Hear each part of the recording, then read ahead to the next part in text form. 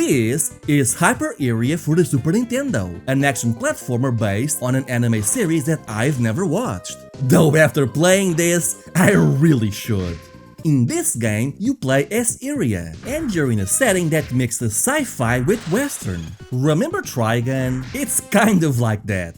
Anyway, as Iria, you begin each mission with a briefing, and you can then pick your mission loadout. Though you can also go to a shop and buy new weapons, items like grenades or mines, or abilities like a higher jump or a glide maneuver. From there on, you'll be exploring mostly non-linear levels while being guided by a robo-buddy. And the robo-buddy is actually quite useful, because some of these levels can get quite large. But he'll always tell you if you're going the wrong way or not. Although, it is a good idea to stray off the beaten path to find ammo, items, health pickups, or just to defeat enemies. And I say enemies because at the end of each level, you get more money based on your performance. And the more foes you take down, the more you'll get at the end. Combat and movement is slow and methodical, but intentionally so. You'll spend more time kicking enemies than firing your weapons, and that's because it's generally a good idea to conserve your ammo and items. This is made even more difficult by the fact that enemies are often faster than you or have a wide range of attacks, so you'll need to look for their blind spot. Thankfully, the developers also threw you a bone with your handy radar, which lets you know ahead of time if an enemy is near. As a result, it might take you some time to get used to how the ground combat works, though it becomes insanely rewarding once you start building your arsenal and skills. And between missions, you even get a few shmup levels. Here, you can change your speed so that the level scrolls faster, but your turn speed is slower, or vice versa. And while these are relatively simple, they are still pretty fun shmup levels and a welcome change of pace. Though the game is constantly plagued by slowdown, as it often feels Hyper Iria is right at the edge of what the Super Nintendo can handle, not helped by the fact that there's only 5 missions. I guess all that detail comes at a cost. Hyper Iria is also one of the most stylish Super Nintendo games I've ever seen. Not just for its incredible setting, but also the cutscenes, character designs, dialogues, and just how interesting this world looks. It really made me want to check out the anime. This is one of the most unique and stylish games of the 16-bit generation. I mean, I'm a Sega fanboy, but this is a sort of game that might just make me say Nintendo does what Sega don't. And while the combat is a bit of an acquired taste, the game is clearly greater than the sum of its parts. Do not sleep on Hyper Iria, trust me on this.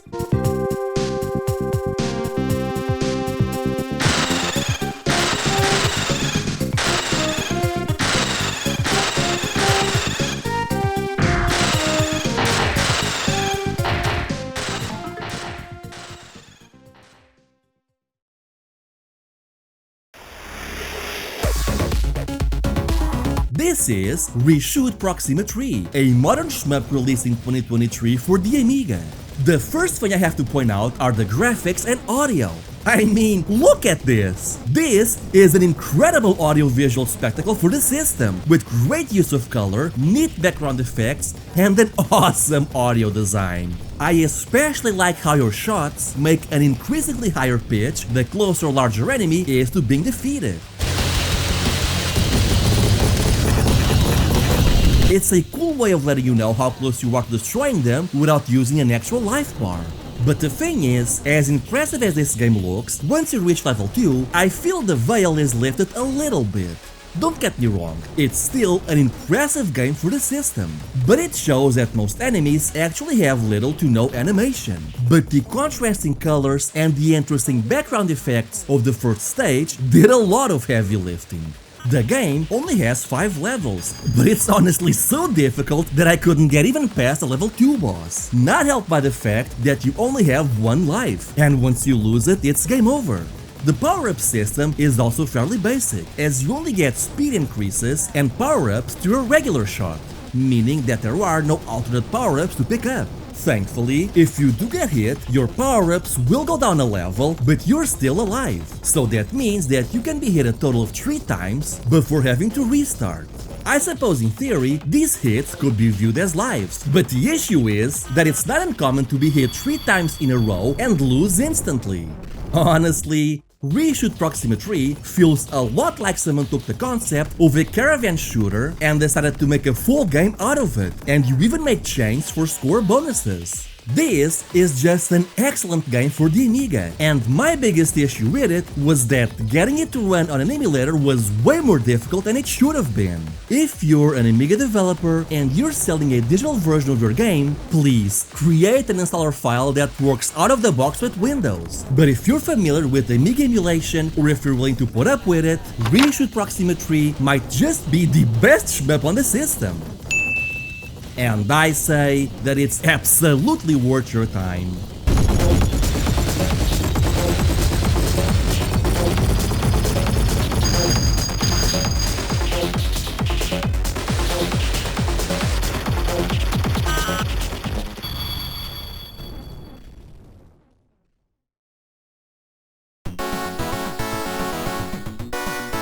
This is Sonson 2 for the PC Engine or Turbografx 16, an action platformer based on the Chinese novel Journey to the West. You play as Goku, and you have a staff that grows and can even ride a flying cloud. And if this is starting to sound familiar, then yes, Dragon Ball is also based on Journey to the West. This is a pretty cool game by Capcom, in which you need to take out foes with your staff, which causes them to drop fruit. And different types of fruit give you different amounts of Zenny.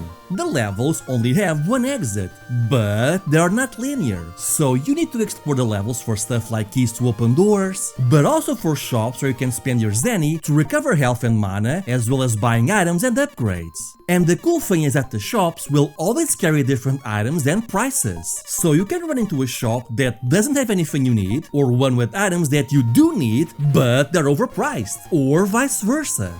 And as you buy these items, you basically get two inventories. One lists the items that are used automatically, like a glove that breaks walls or the aforementioned cloud, while other items like the flower or fire shield, you need to pause the game and select them from your other inventory. Though these specific items will use up mana, so you have to be careful. And some of these maps can be quite sprawling, which is good if you want to collect more money, look for hidden items, shops, upgrades to your staff, or rescue your friends, which are usually hidden somewhere. I assume that freeing your friends gives you a better ending, but don't quote me on that, as I've never been able to complete this game despite many attempts. I feel that the graphics are not particularly great for the console, but the music on the other hand is really good. Sonson 2 is a game that you don't often hear about, and that's a shame, because it's a super fun experience.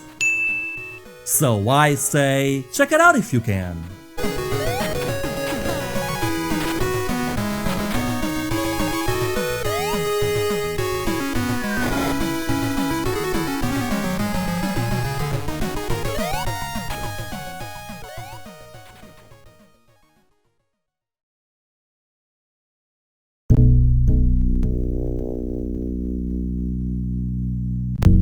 This is Jurassic Park for MS-DOS and Amiga, though we'll be taking a look at the MS-DOS version. I've seen so many videos and articles on what is the best 16-bit Jurassic Park game, and yet this one is always left out of the conversation. The game is made by the same developer who made the Super Nintendo version of Jurassic Park, and you can definitely see the similarities. In fact, Jurassic Park for MS-DOS almost feels like a sequel or prequel to the Super Nintendo game, as the game concept is essentially the same, but the levels and missions are completely different. You even get to use some of the same arms, like the electric weapon. Anyway, the game is a mix of a top-down action-adventure and first-person shooter. During the top-down sections, you have to access these terminals to get your objective, a map of the level, and unlock remote doors. From there on, you need to explore the level for keys or items to add to your inventories, as well as weapons and ammo. I feel this section is good, but is held back by some obtuse level design. Like how on level 1, you need to save the kids, and I find one of them easily enough, so I assume the second one is nearby. But turns out, you need to go to the sewers, find this box, and drag it around to the other kid, and then drag that box back to the exit. I mean, it's not difficult, but some direction would have been appreciated. And the first half of the game plays in this overworld style. But then you reach level 6 and now, suddenly, the game becomes an FPS, and a surprisingly good one at that. I mean, for one thing, this game predates Doom by a few months, and yet, unlike Doom, this is a fully 3D engine, as it uses polygons and lets you look up or down without any warping. This is honestly really impressive, and I also like how you have actual missions and goals in these missions, with the movie characters giving you constant advice on where you need to go or what you have to do, and they're actually really helpful. Not only that, but because you spend so much time in silent dark hallways with somber music, these levels gain an almost horror-like feel to it. It's kind of insane that this era of MS-DOS gaming was defined by a lot of Wolfenstein 3D clones, many of which were of dubious quality. And yet, this is honestly one of the best first-person experiences of its time, and it does so while using an original engine that in many ways is more advanced than Doom's. It even has dynamic music, which was not common for the time. My only complaints here is that you only get one weapon and the raptors are your only enemy. But regardless, this is still a super fun and super impressive game. But the good news is, if you don't want to play the 2D levels and just want to skip straight to the 3D sections, you can either use a password or simply switch the names of the JP2D and JP3D files. Jurassic Park on PC is a true hidden gem of a game that I never see anyone talk about, and it deserves way more recognition as a game and as a technical achievement. Check it out if you can.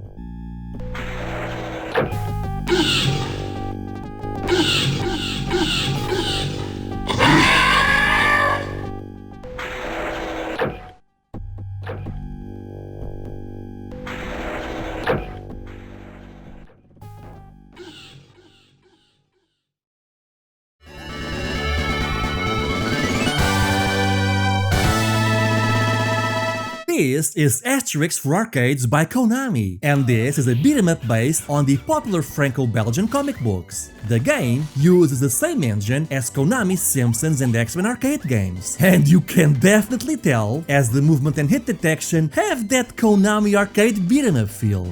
Anyway, you can pick between Obelix or Asterix, and the voiceovers are honestly hilarious. Asterix? Obelix? What even is that? Asterix is the fast and nimble character, while Obelix is a heavier one, and he also starts with a giant boulder, which can be used as a weapon, but also breaks fairly easily. One thing I really like about this game is that you have a pretty impressive variety of different throws, as you can slap enemies, swing them, or simply throw them for different effects and crowd control tactics. And as someone who grew up with the Asterix comic books, it's really fun to see a lot of the popular comic book issues come to life, as you even get small cutscenes between levels, which attempt to recreate the style of the comic books, and between stages, you also get chariot races, which are fairly basic, but do a good job at bringing variety to the game. I do feel that the game is a little on the cheap side, especially during platform segments, made all the worse by the fact that you're limited to just 3 credits. But regardless, whether you're an Asterix fan or just a Konami arcade beat-em-up fan, this is a game that deserves way more love and recognition, and was sadly never launched for any other system. So I say, check it out if you can.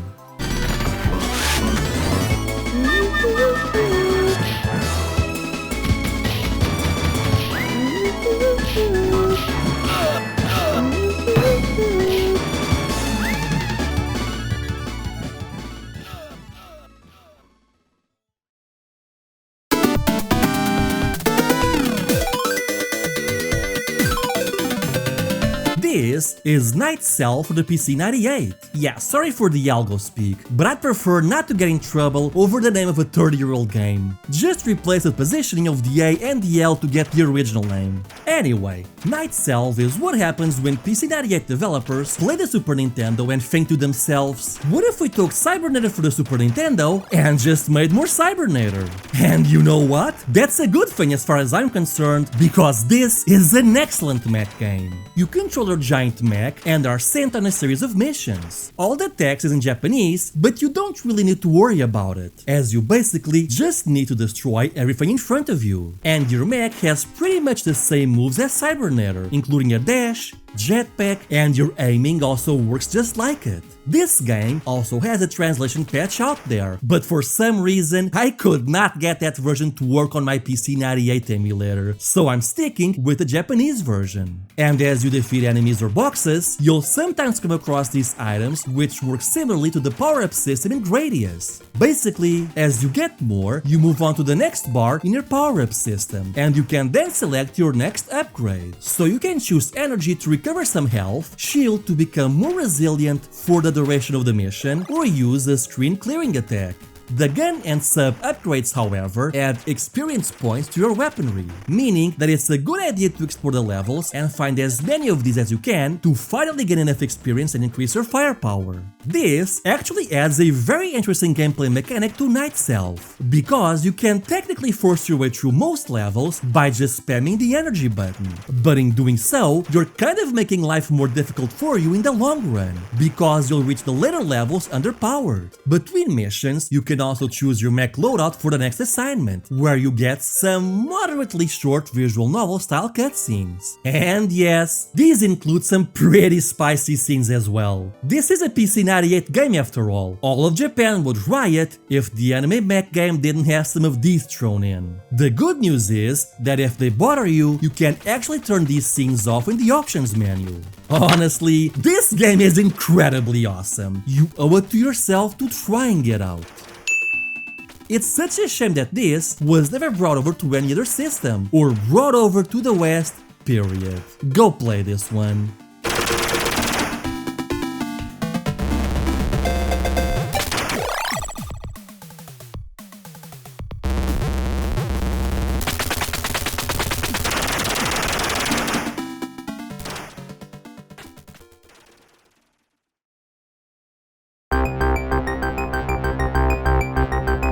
This is Blades of Vengeance for the Sega Genesis or Mega Drive by EA. This is a pretty cool action platformer in which you select between 3 characters, each with different speeds, attack power, and jumping heights. At first, Blades of Vengeance looks like a fairly typical 16-bit action platformer, but it's got an interesting gameplay mechanic that sets it apart from other games, and that's your inventory. Basically, as you explore the levels, you'll find treasure chests or enemies that drop items. These will range from healing, invisibility, or invulnerability potions to items that temporarily increase your strength, keys, and even silver bags. And the idea is that you should conserve these throughout your playthrough and only use them when you need them, as your inventory items will carry between levels. Not only that, but after clearing a level, you even get to visit a shop where you can trade your silver pieces for items, as well as a cutscene that looks pretty, but only really gives you flavor text.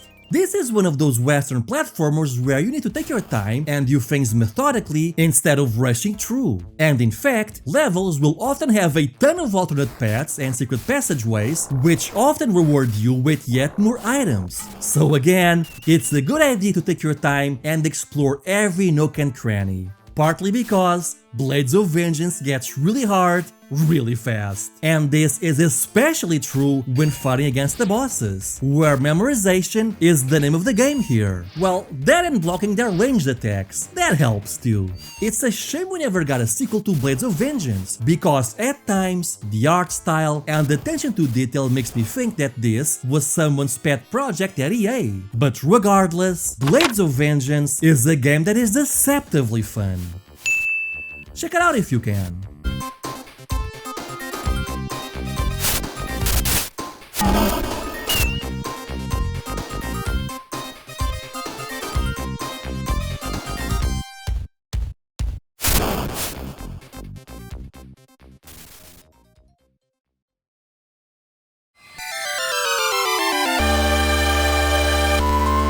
This is Magical Vacation for the GBA, a turn-based RPG by the same makers as Sword of Mana. Also, yes, I know the GBA is 32-bit, but man, it does not make sense making a video where I put GBA games side by side with PS1 games. Anyway, you're a student in a magical academy when you and your class go on vacation to the beach. However, when you get there, you're suddenly attacked by monsters who kidnap your friends into a different world. So now it's your job to travel into that world, find your friends, and rescue them. There's actually quite a bit more to the plot than this, and I will say that despite the name, the comfy art style, and generally happy visuals, there's a pretty depressing undertone to the story and characters that really grabbed me. As mentioned before, the game is turn-based and each character is attuned to a different element, though when you start the game, you can select which element you want to pick for your character, and different elements have a sort of rock paper scissors mechanic to it, where each one is stronger or weaker against another one. Not only that, but as you explore the world, you'll find spirits, and you have to befriend them either by giving them items or beating them in combat. Once that's done, they join you and you can summon them during battle. And for each spirit you summon, your magical attacks will cause as much as 8 times more damage, depending on which element your spirit is attuned to. But they'll also be unsummoned once used. Not only that, but if your enemies summon a spirit type that's strong against yours, you'll suffer as a result. I think that this is a pretty interesting mechanic, though in essence, it basically ends up being a system similar to Bravely Default or Octopath Traveler, but with extra steps. I also think your party gets a little too big at times. I mean, you can have up to 6 members in your active party, which is cool, but can also drag the pacing of the battles down quite a bit.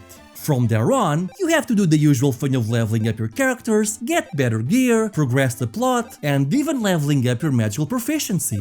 The graphics and audio are generally pretty good, if nothing amazing, though the cutscenes, on the other hand, often look incredible for the GBA, especially when you consider that this game came out during the GBA's launch year. It's a real shame that this game was never launched in the West, but thankfully you can find an English patch fairly easily online. But yeah, if you're in the mood for a GBA JRPG that is just ever so slightly different from the norm, then this is the game for you.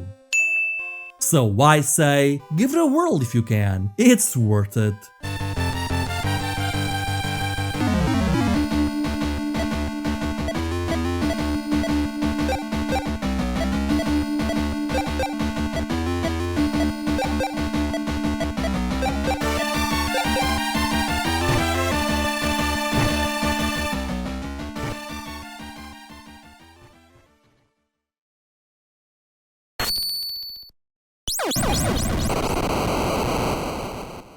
Getsu Fuuma Den is an action platformer RPG hybrid created by Konami for the Nintendo Famicom that was only ever released in Japan. The game has a strong Japanese medieval horror theme and is stylistically very similar to Namco's Genpei Tomaden series, though as far as I know, the two are completely unrelated. You begin in this overworld where you can choose your next level, go to shrines to receive helpful hints, or visit shops to buy items. Once you reach a level, the game then becomes a side-scroller, and you have to reach the end of the stage while dispatching enemies as well as collect money. It should be noted that the overworld is pretty massive, and it's very easy to get lost in. Not only that, but the game often requires you to travel back and forth between levels, as sometimes you'll find your path blocked because you do not have the right item to progress, which usually means that you either have to buy the correct item at the correct vendors or acquire something by defeating bosses. Not only that, but the game will often require you to travel back and forth between levels. It's also pretty interesting to see how some levels can be more difficult or easier depending on whether you're traveling back or forth. After buying an item, you can pause the game during a stage to select which item you want to equip or have on hand. Though be careful, as many of these are single-use only and the game doesn't actually tell you what they do, so having a manual or guide on hand will come in handy.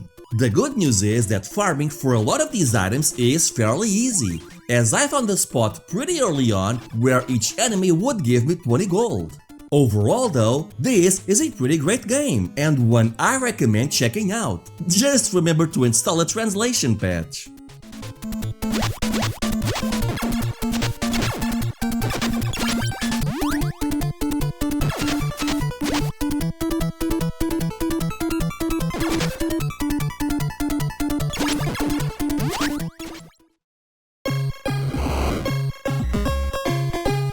Rodland Phrasing? is a single-screen arcade platformer that was originally launched in arcades before being brought over to the NES, though this version only ever came out in Japan and Europe. Playing this gives me some serious Bubble Bobble flashbacks, and I mean that in a very good way. You play as two anime fairies trying to rescue their mom who was kidnapped by a monster, and your goal is to dispatch every enemy in each level. You do this by tying up enemies with your magic and then beat them into submission using your big fat rod. Phrasing? And you have to do this for every enemy on screen. But some will also drop weapons which will activate once you walk over them, making your job much easier and faster. Additionally, if you collect every flower before dispatching your enemies, you play the extra game, in which enemies become more aggressive, but will also drop ladders upon defeat which can grant you an extra life. And you can also create ladders above or below you to reach other platforms. One thing I really like about the NES version is how it gives you all these extra options, like changing the color of your sprite, or you can also rename your character. And if you choose a naughty word, your character will even turn red from embarrassment. Oh, that is adorable. This is a pretty great game, especially if you're into titles like Bubble Bobble.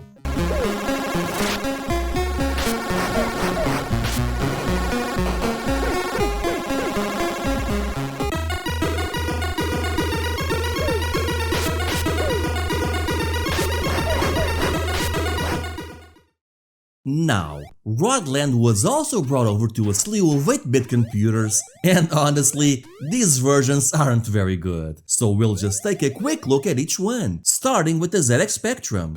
The gameplay in this one is fast and fluid, but the lack of music and color really holds it back.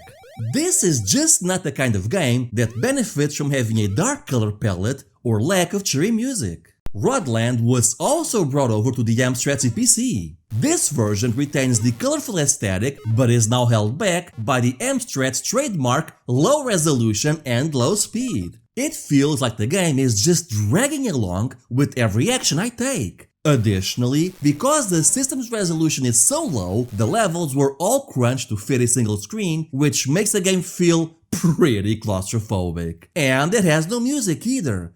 So as a whole, I can't really recommend this version either.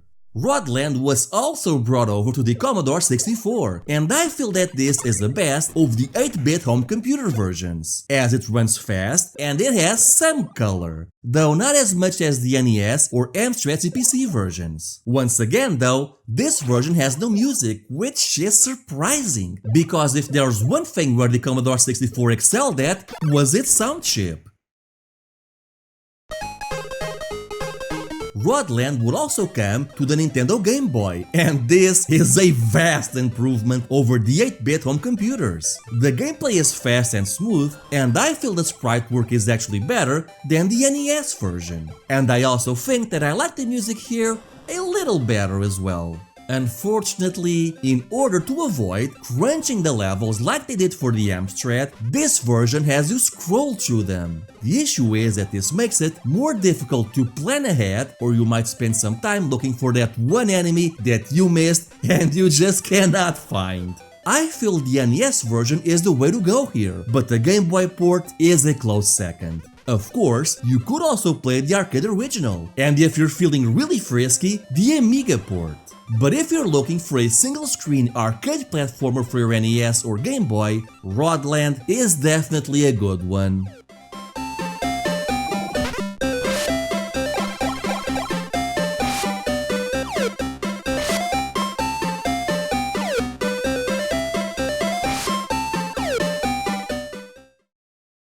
Kickmaster is an action platformer for the NES created by Taito. The first thing that immediately jumps out to me are the visuals, which look pretty incredible for the system it's on. I especially like the colorful backgrounds. But what really sets Kickmaster apart is how deep its mechanics go. You see, your main character has a wide variety of moves. How wide, you ask? Wide enough that the game has a tutorial in the options menu for each and every move. When was the last time you saw an NES game that did that?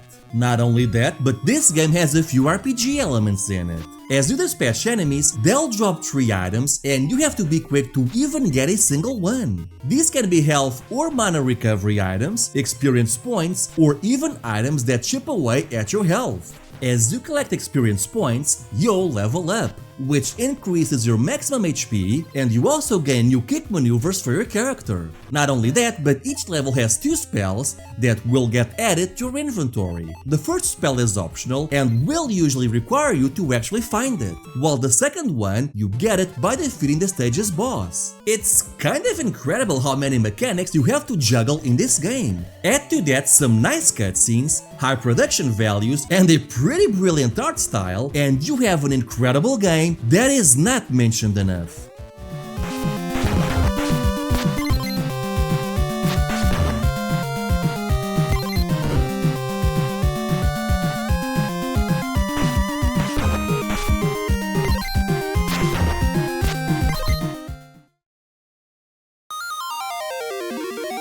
Lunar Walking School is a JRPG released exclusively in Japan for the Sega Game Gear. This is a spin-off of the Lunar series, though there's really no connection between them, so you don't have to know anything about the previous games to play this. You play as 2 girls, Ellie and Lena, who are recruited to a magic school, and that's it, that's the plot. Honestly, this kind of plays more like a light-hearted slice-of-life anime than it does a regular JRPG, with the game being divided into self-contained chapters that basically work as individual episodes in an anime series, with very little continuity tying them together. And you know what? I like that. It's a nice change of pace, and I like this almost TV series pacing to the game. Combat is turn-based, though because you're in a magic school, every character is a magic user, meaning your physical attacks are mostly useless and should only be employed in pure desperation. So the strategy mostly comes from having to manage your mana between your party members, which is easier said than done when the encounter rate is as high as it is here. Which is also the biggest issue I have with this game. Now, this game would also be remade for the Sega Saturn, which I've sadly never played. I'm not even sure if it's even been translated yet. But if you're in the mood for a light-hearted, slice-of-life anime JRPG, check this one out.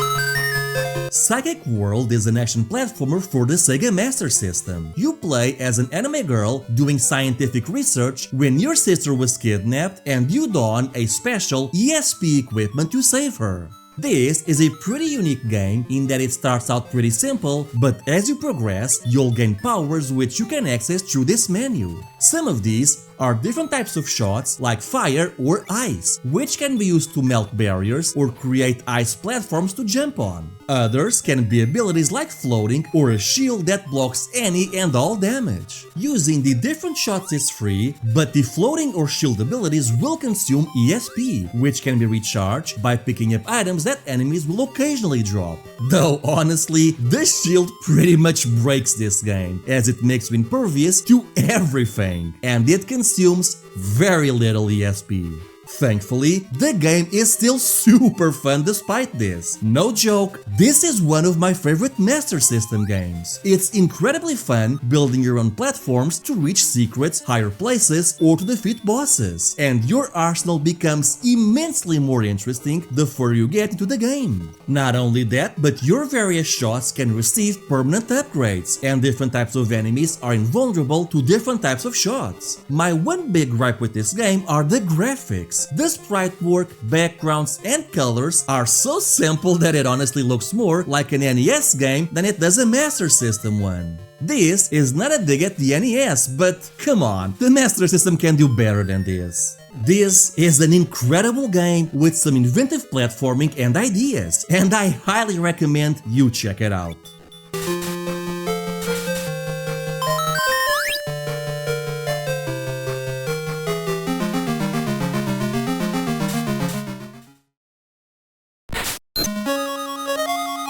Psychic World would also come to the Sega Game Gear, and believe it or not, this is not a straight port from the Master System. For starters, many of the cutscenes were remade and the graphics are now much closer to what I actually expected the Master System version to look like, with more detailed sprites and better use of color. With that said though, there are some weird things with this port. For starters, level 1 and 2 were cut up and fused into a single stage. Not only that, but the remaining levels also feel a little shorter. And mind you, the Master System game was already a relatively short game to begin with, so this does not help things. But on the other hand, I feel the levels here are actually more interesting. You get the power-ups sooner and in ways that you would not expect, which in turn makes the level design more interesting. The game's difficulty was also rebalanced so that enemies don't drop as many ESP recovery items. So you can't just abuse the shield as much as you did on the Master System. Another weird thing is that as you approach the final stages, the backgrounds take a major nosedive and the game becomes graphically much closer to its Master System counterpart. If I had to guess, I would say this version was rushed and the devs could not finish it properly. But still, this is a really interesting version. All my life I've heard the Master System version was the way to go, but after playing Psychic World on the Game Gear, I don't know, I kinda feel like they both have their strengths and weaknesses.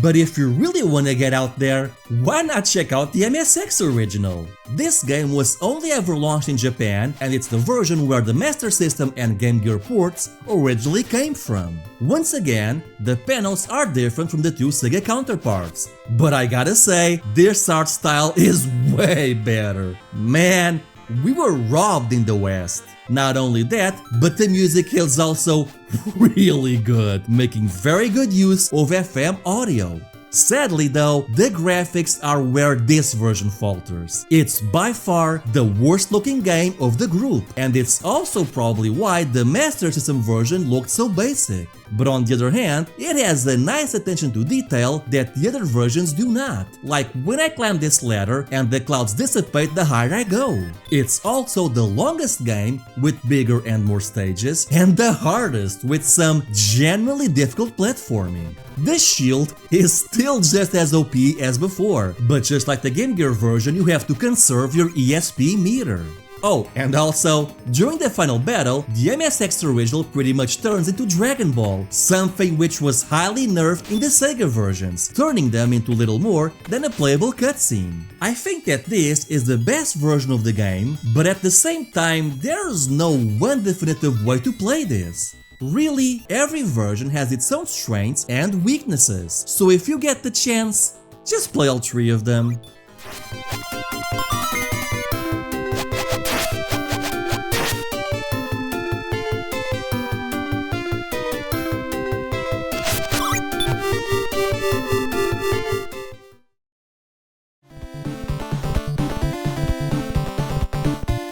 Power Blade is an action platformer created by Natsume for the NES. You play as this Arnold Schwarzenegger cyberpunk looking dude and you have to infiltrate a major facility whose main computer has gone rogue. You're armed with a boomerang, which at first has a pretty low range, but you'll soon find upgrades that increase its speed and power. You can select the order of the stages you want to tackle, and once inside, you have to explore the levels and look for your contact who will then give you a key to go and fight that stage's boss. Now, the cool thing here is that you can pick up grenades and health items which get added to your inventory, and they can be used whenever you feel like it. Additionally, you'll also find this mech suit power-up which gives you more health and makes your attacks way more powerful. And let me tell you, once you're powered up, these bosses become complete pushovers. The graphics are pretty great for the system too, giving me some neat Mega Man vibes, and man, do I love the music, especially that level 1 theme. This is such a good game, and it's such a shame that it's never been made available in a compilation disc.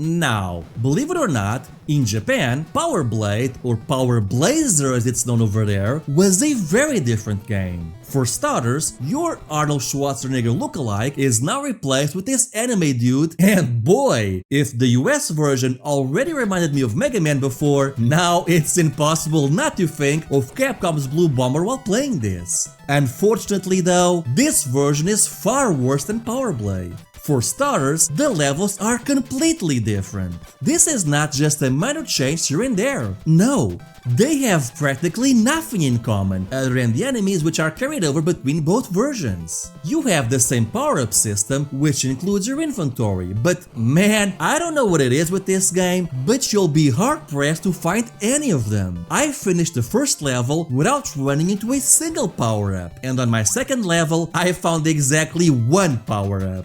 These things are worth their weight in gold in this version, and it just feels like such a weird design choice. The soundtrack is almost the same for both games. Overall, this game's fine, but stick with Power Blade instead.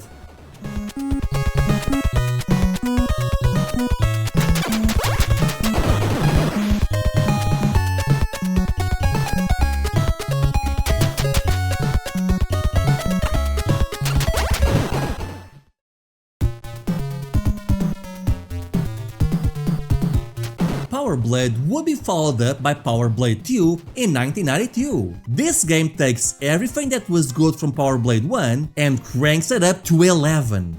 Though the graphics now remind me a lot more of Sunsoft's Batman than they do Mega Man. Once again, you have your boomerang, which can be upgraded in range, power and speed. But you now also have this neat little slide maneuver which… oh, okay, so I guess there are still some Mega Man here. Your inventory items also make a return, but the real star of the show here are the power armors. The first game had one power armor as a linear upgrade, but here, as you play through the game, you'll often find rooms with an optional boss. Defeat it and you get a new armor. These will significantly boost your attack power, but now also have their own abilities, like hanging onto ceilings and platforms and even fly. Man, this is so cool! The issue is that the armors consume energy, so you gotta watch out for that, and it's a good idea to keep some batteries on hand in your inventory. And let me tell you, with all of these powers and gear, some of these bosses are just complete pushovers. With that said though, I think the developers realized that they perhaps made you a little too powerful, because the stages are filled with instant death hazards. Whether it's falling saws, constantly climbing elevators, swinging fans, or bottomless pits, if there's a way to kill you instantly, you can bet your ass the designers found a way to work it in. But honestly, that does not stop this game from being awesome, and I highly recommend you check it out.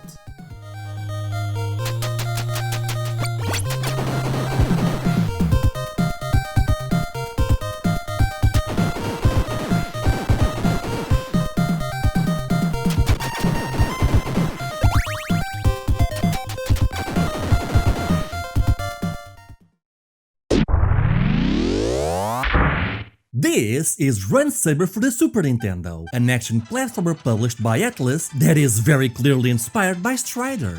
Aliens are invading the Earth, and you can now choose between two characters to put a stop to that. The characters mostly play the same, though they have slightly different attack angles and screen clearing moves. Anyway, as mentioned, this game is very clearly inspired by Strider, so you'll often be climbing walls and hanging onto ledges. But unlike Strider, I feel this game is much easier, making it a more accessible game for newcomers. The power-ups are also much more straightforward, which in turn makes the game much easier to get a hang of. The levels are often littered with stage hazards and multiple mini-bosses to take out. And in fact, each stage has like 3 mid-bosses and a final boss to fight, many of which have pretty interesting designs. Though the game is thankfully fairly lenient with health pickups and even health extensions. And I like how varied the levels and level design can be. You'll often go from straightforward levels to having to climb or hang from ledges or falling onto wide shafts. There's a lot of verticality quality to these levels, which in turn motivates the player to learn their character's abilities. My only real issue with Run Saber is that it's a little too easy and short. I was able to beat this game on my second try, and I wasn't even playing it with that purpose in mind, it just sorta happened.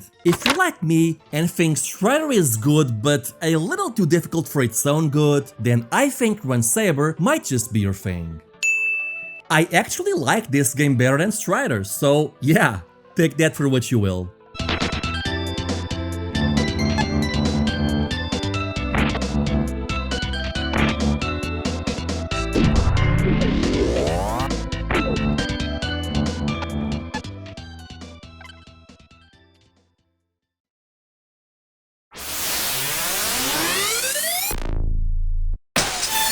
This is Gunforce, Battle Fire Engulfed Terror Island by Irem for arcades. Try saying that 3 times fast. And this is a fairly typical run-and-gun for 1991. Honestly, if the whole game were like this, I would never have included it in this video. But hold on, it gets better. You see, this game is basically what happens if someone took the tank section from Contra 3 and taken that to its logical extreme. Because this game is all about the vehicles. You'll be piloting jeeps, tanks, helicopters, minecarts. Heck, you'll often have to leave one vehicle to enter the next, all of which just so you can keep mowing down enemies and progressing on forward. I can't even tell you what weapons you pick up while you're on foot, because I think I spent more time inside vehicles than I did out of them. But of course, not all vehicles are created the same. Minecarts, for example, leave you exposed to stray shots, whereas tanks are just walking machines of mass destruction that will take out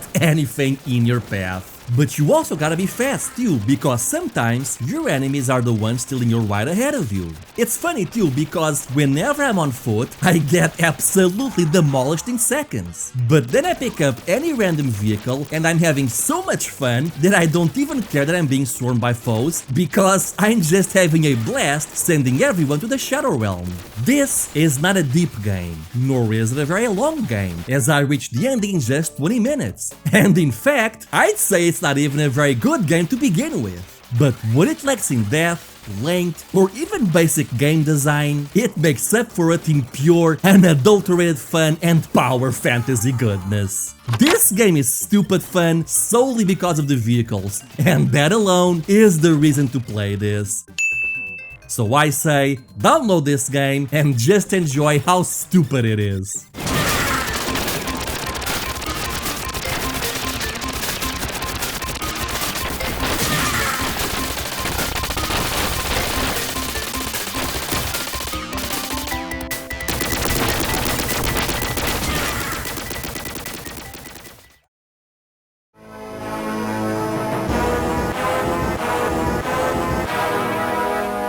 This is Lionheart for the Amiga, a 2D platformer with honestly some of the best pixel art I've ever seen. I mean, the intro alone is beautiful, with gorgeous art and sprite scaling features. I mean, look at this! This is basically 80s hair metal Conan the Barbarian fantasy taken to its logical extreme, and I'm all here for it. And the game features some nicely detailed sprites and makes some very good use of colors. The animations, though, are a little weird. I mean, your running animation is, yeah, I don't know what that is. Anyway, this plays and feels kind of like Blades of Vengeance, in that you're supposed to take things slow and be methodical, instead of zooming on through. Heck, I'd argue you need to be even slower in this one, because all your attacks have a bit of a delay due to all the frames of animation, or how you need to pull out your sword if you just want to kick someone. Yeah, this game leans very heavily on the Euro platformer side of the spectrum, which isn't everyone's cup of tea, but the game makes up for it in sheer mood and spectacle. It's a lot like Shadow of the Beast in that regard, where the game design is often a little questionable, but the presentation is so good that you're honestly willing to forgive a lot. Because of this, I feel Lionheart is a hidden gem, but a cautious one. If you're into Western and Euro-style platformers with all the trappings that come with it, you'll most definitely enjoy this one. But if you're looking for something closer to Castlevania or Ghouls and Ghosts, then this game is not for you. This is a game with a very specific target audience, but it nails that audience. So I say, check it out if you can.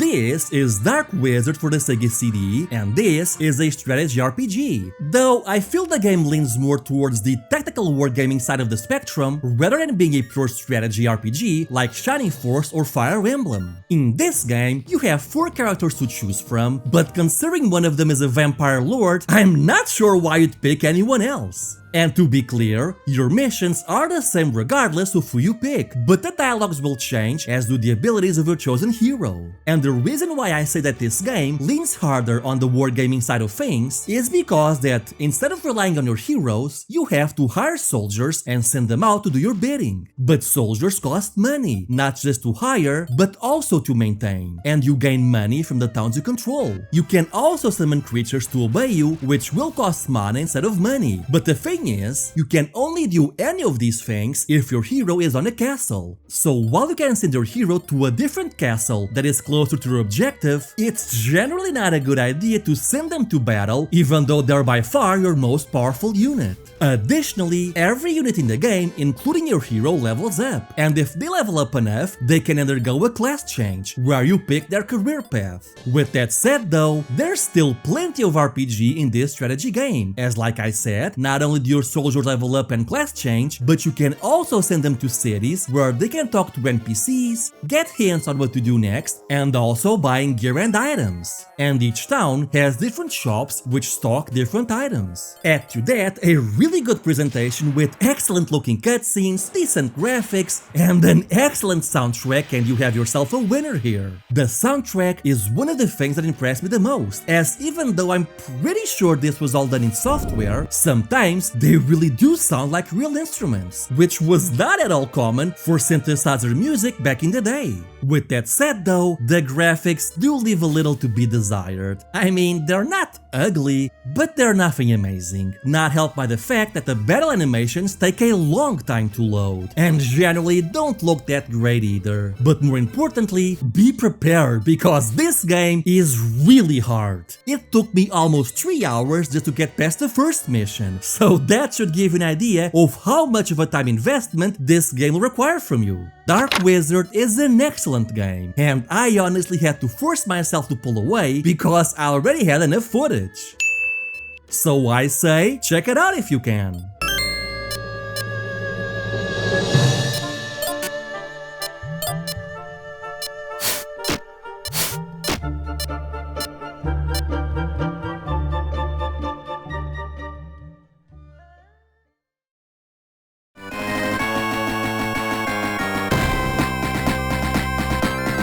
Next up, we have Gynoug, also known as Wings of War, for the Sega Genesis or Mega Drive. And I love this game. It's honestly one of my favorite 16-bit games ever. This is a fantasy shmup made by the same studio who created the Chowaniki series, and you can definitely feel its influence here. With graphics that seem deceptively simple and basic at first, until you realize that the game is actually throwing all sorts of effects at you, like excellent sprite work, multi-part bosses, the screen flipping back and forth, and just all sorts of neat little graphical effects that really turn this game into a looker.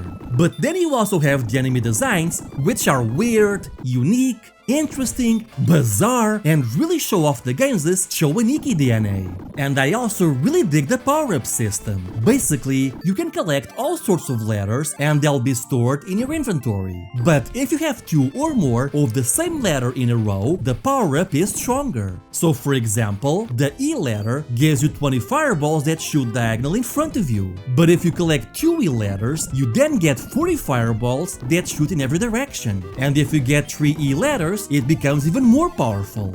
But on the other hand, sometimes the power-up you have might not be ideal for your current situation, so it might be better to have multiple power-up options that are weak individually but give you a variety of options instead of having one really powerful power-up. This is a really cool mechanic as it forces you to make split-second decisions on which power-ups you want to keep, discard, or use. Add to that some honestly really great music and you have, in my opinion, one of the best shmups of the 16-bit generation.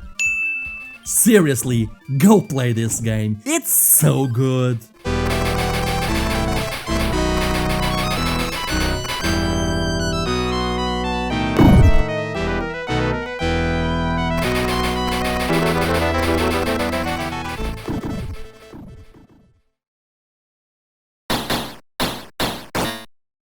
This is the legendary X2 for the Turbografx 16 or PC Engine, and I feel that this might be the most well-known game on this list, simply because the first legendary X is a well-loved game on the system, though for some reason I don't see the sequel being mentioned nearly as often, and it's my understanding that it's a bit of a divisive title due to how different it is from the first game.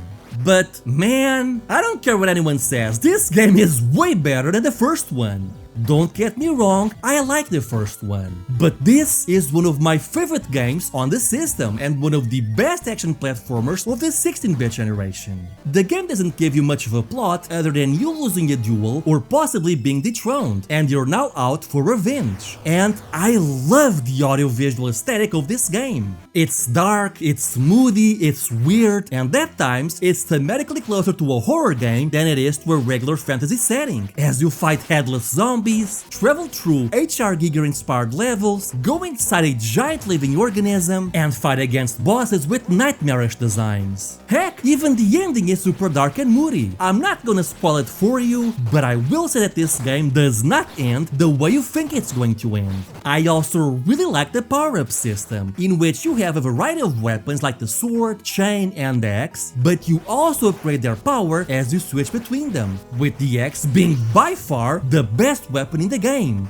but also the rarest. Not only that, but you'll also occasionally pick up health boosts, and if you play your cards right, you can practically double your maximum amount of health. And if you lose a life, you only lose 1 point from your maximum health pool, which is surprisingly lenient. Even the game's difficulty is pretty fair up until the final boss, though by then, you've hopefully built up a nice assortment of weapon and health upgrades. Man, between this and Samurai Ghost, I don't know what's up with excellent PC Engine action platformers being generally ignored or disliked by reviewers. But I think that this is an excellent game that every PC Engine owner should be proud of. So I say, give this one a shot. You might just be surprised at what you'll find.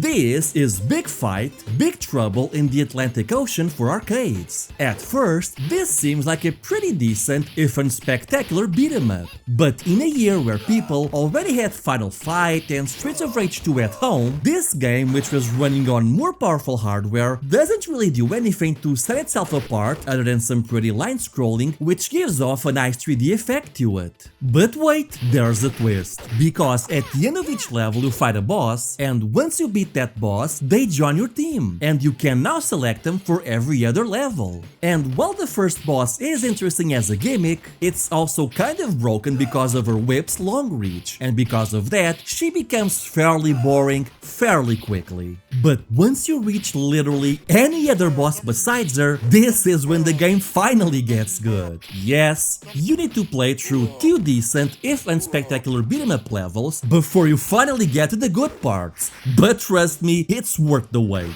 Because once you unlock this Egyptian character, who is clearly not a Dalsim ripoff, you get the first genuinely interesting character. And this is because the Pharaoh plays more like a fighting game character than a beat-em-up character, as he has a ton of special moves, half of which really were just taken from Dalsim. Heck, you even get a Street Fighter-like bonus stage where you need to destroy boxes in the allotted time. Oh, but don't worry, the Pharaoh isn't the only good character here, because because immediately after you unlock him, you also get to fight against this E-Honda ripoff, and he's yet another interesting character with a move list that is once again very clearly inspired by E-Honda. And you'd think this wouldn't there, but immediately after that, you get to fight against a Blanca ripoff, and you see where I'm going with this, right? This is literally a beat-em up where you play as bootleg versions of Street Fighter characters, and they handle closer to a fighting game than a beat-em up game. It's almost like the developers realized that the game they were making just doesn't cut it anymore, and so they threw in this feature at the last moment. In fact, this feature feels so tacked on that Blanca here doesn't even have a weapon holding animation. But you know what? I'm okay with that, because the weirdness of Big Fight is what makes it so good. If you're in the mood for an arcade beat 'em up that is weird and kind of bizarre but totally awesome, then this is the game for you. So get on main and give it a whirl.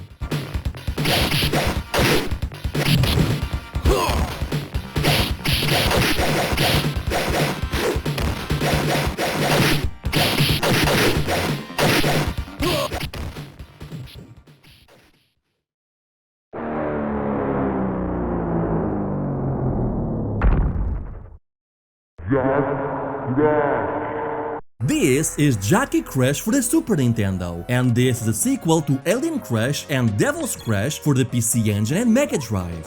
Except that while the first game was Xenomorph themed and the sequel was Dark Fantasy themed, Jaki Crush here is themed around Japanese horror, and I'm all for it. So the idea is that you have a large board that is populated by all sorts of demons, and you have to take them out and go up the admittedly large board until you trigger one of several boss fights. And man, some of these are weird, like you have this Space Invaders looking one with this changing smiling face in the background. Or you have this one where you have to take out a lightning demon without letting your ball fall. The Crush series is known for its well-designed fantasy pinball boards, but what really sells this series is the tight gameplay and the pure audio-visual spectacle. And they really lean into the Super Nintendo's strengths by focusing on voice samples and transparency effects. With that said, I will say that out of the three mainline Crush games, this one is most likely the weakest. Don't get me wrong, it's still a great game, and far better than stuff like Dragon's Revenge on Genesis or Super Pinball on the Super Nintendo.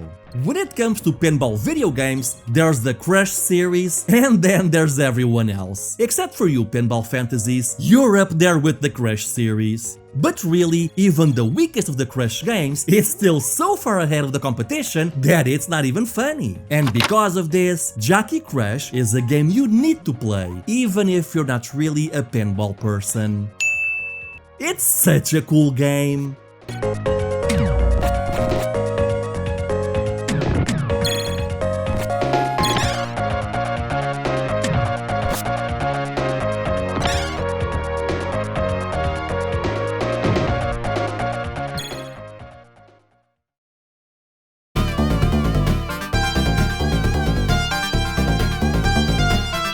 This is Vixen 357 for the Mega Drive, and this is a tactical mecha RPG.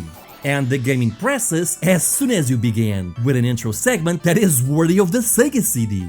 The story is... I don't know, something about war and mechas in space. Do we really care? What I do care is that this is a super fun game, with some expertly designed levels with varying degrees of objectives, like taking someone out, defeat a boss, defending a base, that sort of thing. I also like that in a lot of missions, you'll have allied units that you cannot control fighting alongside you. And in one mission, one of your characters even starts disobeying you and goes off on his own way.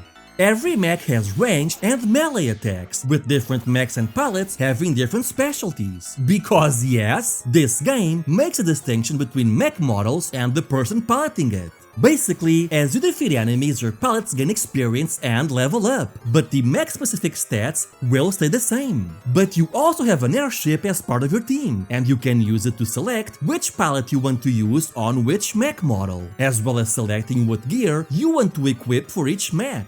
So you can have mechs that are fast and powerful on water, but terrible on land. Mechs built for close-range combat, long-range combat, speed and maneuvering, and as the game progresses, you'll unlock more models to use. Not only that, but different ground types provide different levels of defense, so that's yet another thing you need to watch out for. I feel the graphics outside of combat are a little on the weak side, but the combat graphics are pretty good, and the music can be hit or miss, with some songs being pretty good, while others, namely the enemy turn songs, being all kind of terrible. This game never made it outside Japan, but there were certainly no lack of attempts at publishing it in the West. Watermelon, the studio behind Pure Solar and Paprium, wanted to publish an enhanced edition of this game, with more cutscenes and better music. But with Watermelon being Watermelon, that didn't pan out. Then later, Super Fighter Team also wanted to publish this game, and even began taking pre-orders, but for whatever reason, that also didn't pan out. Man, I don't know if this game is cursed or something, but at least you can download a translation patch and enjoy it as is. And music issues aside, this is a really fun game, even if some of the later stages get excessively difficult. Check it out if you can.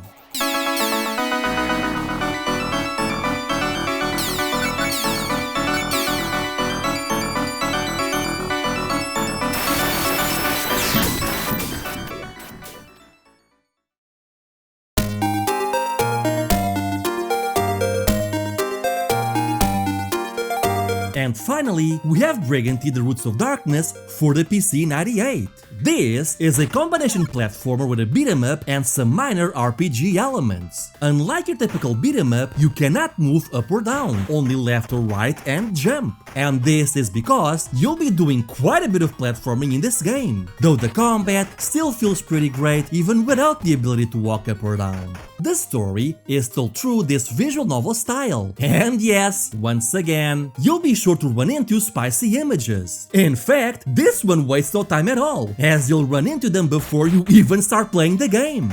Sadly though, I have no idea what the plot is. Supposedly, this is running a translation patch, but either I did something wrong, or maybe the patch only changes the options in the visual novel segments. But thankfully, you don't really need to do anything in these segments other than pressing the fast skip button and saving. The game also lets you change between two characters at any time, each with their own special moves. Not only that, but as you fight enemies, your characters will level up, making them stronger, more resilient, and you'll also unlock new special moves. Additionally, experience is shared between both characters, which means you do not need to change between them just so you're certain that no one is left behind. Another cool thing is that when you're in town, you can go to the world map at any time and revisit old levels to farm enemies and level up if you're so inclined. Though the game isn't particularly difficult, so you don't really need to do this. I really love Briganty's graphical style, as it feels more like a Japanese indie game, which it is, rather than a AAA release.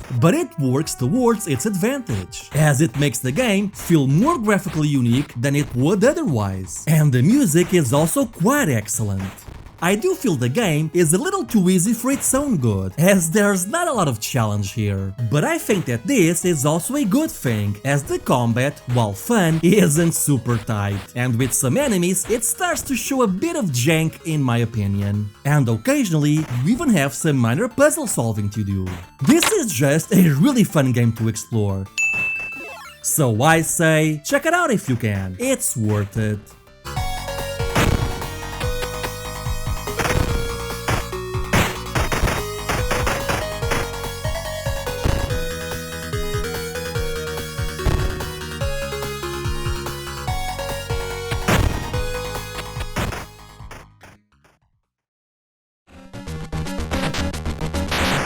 Cave Noire is a roguelike RPG for the Nintendo Game Boy created by Konami and released exclusively in Japan. This is definitely an interesting one. Basically, you have 4 quest types you can take, each with its own dedicated dungeon and multiple levels per quest. They can range from killing a certain amount of enemies, find enough gold, orbs, or free caged fairies. The interesting thing here is that there are no experience points or leveling system. Your stats are entirely based on the gear you find throughout your adventures, but your inventory is also limited, especially if you're doing the orb quest, which also takes up valuable space. Add to that you need room for your weapon, shield, recovery items, antidotes, or other helpful items like invisibility or lighting up dark rooms, and that you only have 8 inventory slots and the game is constantly requiring you to make some pretty difficult decisions. Now, regardless of whether you die or complete a quest, you will always lose all of your inventory, and your reward for success is unlocking the next level of that particular dungeon. And while the dungeons, enemies, and chests are randomly generated, the game isn't so much dependent on luck or RNG as it is on your choices. Do you feel this dungeon floor is too difficult? Drop down a hole and skip it entirely, and hope the next floor has an easier RNG. Enemies too difficult? Avoid them entirely. It's all up to you, and at times Cave Noir feels more like a puzzle game than it does an RPG.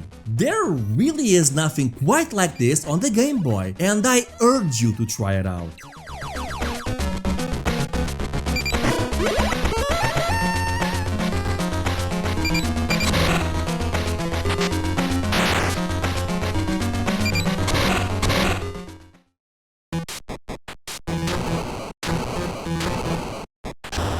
Daikatana is an 8-bit remake for the Game Boy Color of the infamous John Romero first-person shooter. This game was only ever launched in Japan and Europe. Not sure why they skipped over the US, which is where I assume the PC version probably sold better. Anyway, unlike the PC game, this is a Zelda clone, except it's much more linear and there are no towns or cities to visit. The game follows the same plot as the PC version, meaning that you are Hiro Miyamoto and you need to steal the Daikatana, a magical sword with time-traveling abilities from the Mishima clan. Along the way, you'll meet the same sidekicks you do in the PC version and even play as them. But near as I can tell, there's very little difference between them and the main character other than them being locked out of some weapons in your inventory.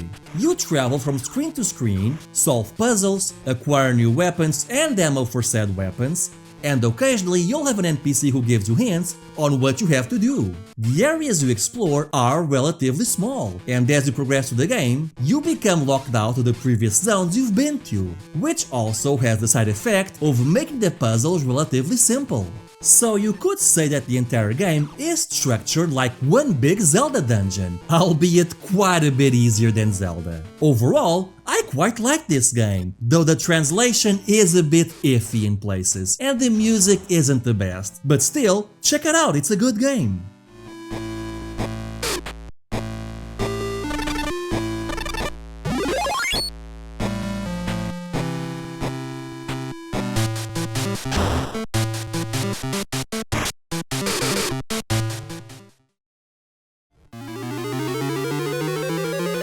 Power Strike 2 is a shmup for the Sega Master System and is part of the Aleste series, which you might know better under the name Musha. It's the 1930s and you're out to hunt Italian sky pirates with your futuristic anime ship. The first thing that stands out to me with this game are the amazing colorful graphics with detailed backgrounds. But what's really impressive here is the amount of sprites you see on screen and how many the game can handle without slowing down. This isn't to say that there is no slowdown. Yes, it exists, but between its speed, graphics, and number of objects on screen, you'd be forgiven for thinking that this was a 16-bit game. Add to that some pretty incredible music and the incredibly fun power-up system from the Aleste and Musha series, and you have yourself an incredible game.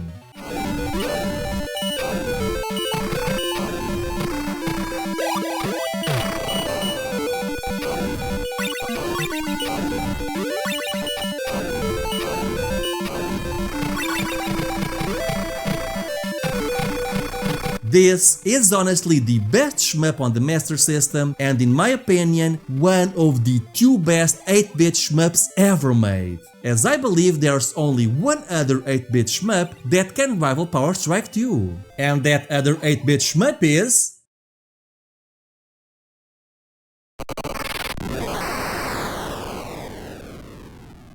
Power Strike 2! Yes, Power Strike 2 for the Sega Game Gear. Same name, same genre, same series, same developer, but a totally different game. Unlike the Master System version, this one is set in space, and the levels, enemies, and bosses are completely different, though the power-up system remains mostly the same. Although now, between levels you have this afterburner-like stage in which you need to lock onto enemies before firing, which is a nice change of pace. Personally, I think the graphics on this version are even more impressive than the Master System one, with better use of color and more imaginative bosses. And I also think the music is even better in this one, as this might just be my favorite Game Gear soundtrack. With that said though, this game isn't pushing as many sprites as the Master System game, and it's a bit more prone to slowdown as well. Now, the bad news is that both the Master System and Game Gear games are incredibly expensive to come by. The good news though is that there's a PS4 compilation disc released only in Japan which has the entire Sega 8-bit Aleste lineup. My advice? Buy it now before it gets equally expensive.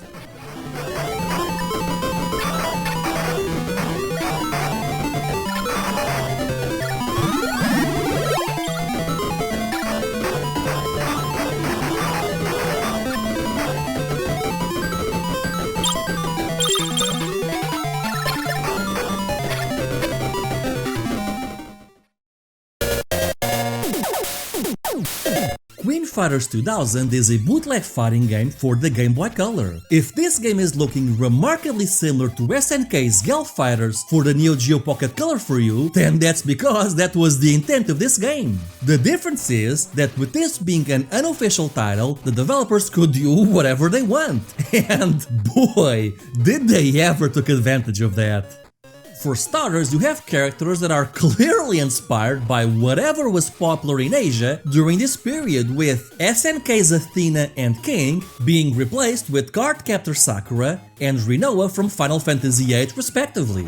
They also went ahead and included Capcom characters into this game, including a sexy nurse who plays like Morrigan, a doctor who plays like Chun-Li, and even a female Ryu.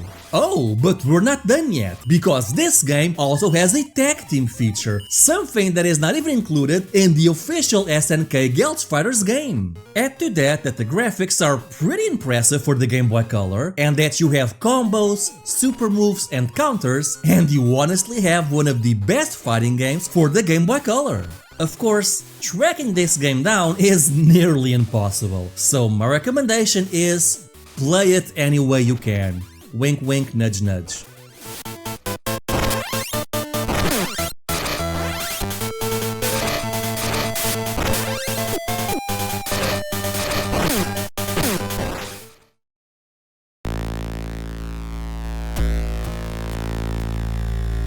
Alien's Neoplasma is a modern game for the ZX Spectrum released in 2019. The game takes place within the Aliens franchise, though you play as an original character named Lieutenant Ashley. You wake up aboard your cargo ship only to realize that everyone is gone and the ship has now been overrun with xenomorphs, though you have no idea what they are. The ship's AI seems to be either corrupted or lying to you, hinting that this may have all been orchestrated by the Weyland-Yutani Corporation. At first, you have no means of self-defense and must progress through the game while avoiding enemies, but eventually you pick up a pulse rifle and grenades. The game controls very similarly to Alien 3 for the Sega Mega Drive, with the sprites being clearly inspired by that version. The difference is that while the Sega version of Alien 3 was a fast-paced arcade game, this is actually closer to a Metroidvania. I mean, I'm not gonna say that this is a full-on Metroidvania because you do not get any new abilities.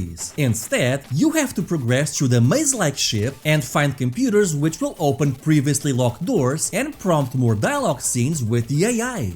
The game is very strange with ammo and health, as you often have to backtrack to or look for new healing and ammo stations. Because of this, it's usually best to wait until a facehugger or xenomorph goes away or think of the most cost-effective way of dispatching them. These include leading them to vents or crushing them with the automated doors. This game is a really interesting mix of survival horror and quasi-Metroidvania that is very much worth your time. Oh, and the music is awesome too.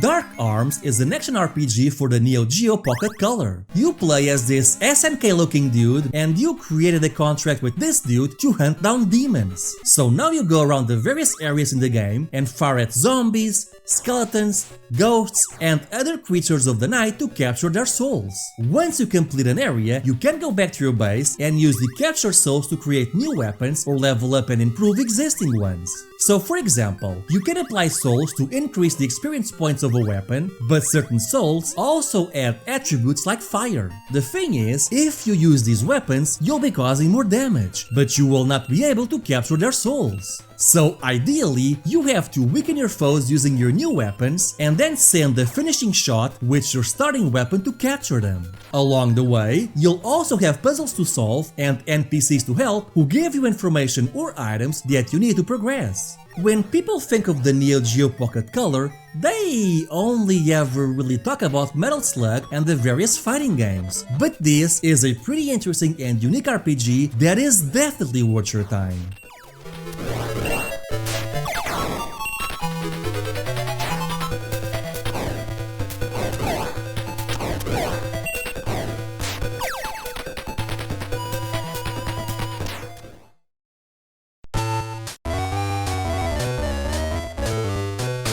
Speaking of weird and unique RPGs, how about Survival Kids by Konami for the Game Boy Color? This is an RPG in which you play as a kid stranded on an island and your objective, as the name implies, is to survive. So you go around the island collecting stuff like clams, grass, fruit, sticks, and whatever else you need to survive. And you do all of this while taking into account various stats like hunger, thirst, and how tired you are. So for example, you go to a river to collect water. You use a knife to bring down snakes and cook their meat. But if you keep that meat around for too long, it'll spoil. Man, if I had a nickel for every time Konami made a game where you're in the jungle taking out snakes and eating their meat before it gets spoiled, I'd have 2 nickels. Which isn't a lot, but it's weird that it happened twice, right? But yeah, this is a pretty unique game, and I like how you have to be careful of status ailments like getting paralyzed or need to collect random things that you can combine to create useful items. Like for example, you can combine sticks and tree bark to form kindling, but you cannot use that to make a fire while it's raining outside. Why yes, this is an 8-bit Game Boy Color game with a weather system and even a day-to-night cycle. Man, this game is just so ambitious that I can't help but to absolutely adore it. Check it out if you can.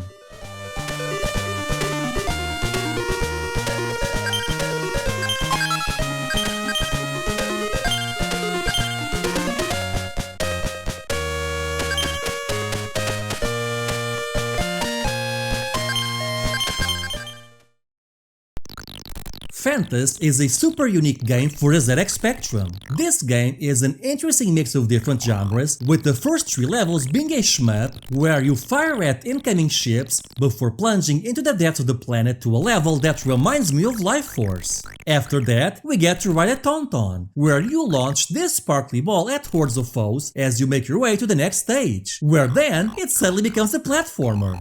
Here, you control your Space Amazon and you have this giant ball thing that follows you and takes out enemies. It can be a little difficult to control both you and the ball at first, but it soon becomes second nature. And after that, you find a weapon and it now becomes an action platformer, where you also have to find items and upgrades to progress. Man, this is such an ambitious mix of genres, and I like how even with these crude graphics, the developers still found a way to make every level feel visually different and unique. Also, there's an unofficial remake of this game being sold on Steam called Ultionus, A Tale of Petty Revenge. The game claims to be a love letter to Phantis, but honestly, it's just a straight-up remake. Not that I have anything against it, as the game is pretty darn cool, with great pixel art and a stellar soundtrack by the same composer behind games like Shantae and the Shovel Knight. And it has an incredible ending theme. I usually feel that a lot of 8-bit computer games have aged poorly. And while, yeah, Phantis definitely shows its age, it's such a strange and unique game that I cannot help but love it. Check it out if you can.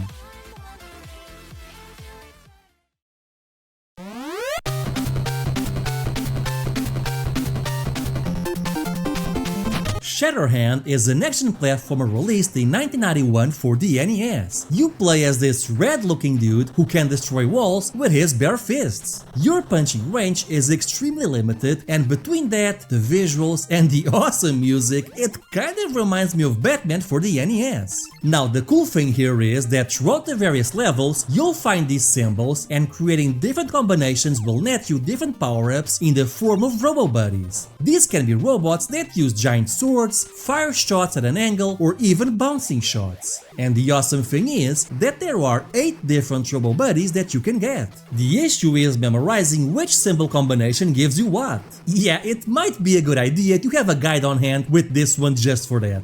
Enemies will also drop coins upon defeat, which you can spin at these stations to heal or power up. And you also got this cool grappling mechanic.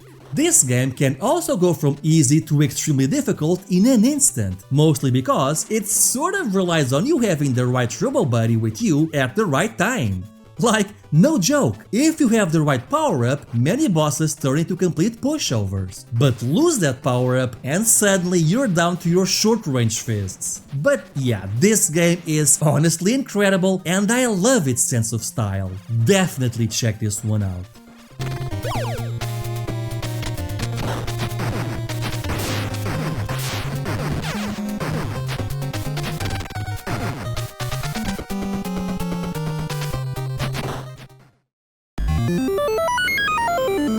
Kabuki Quantum Fighter is another action platformer for the NES that also reminds me of Sunsoft's Batman.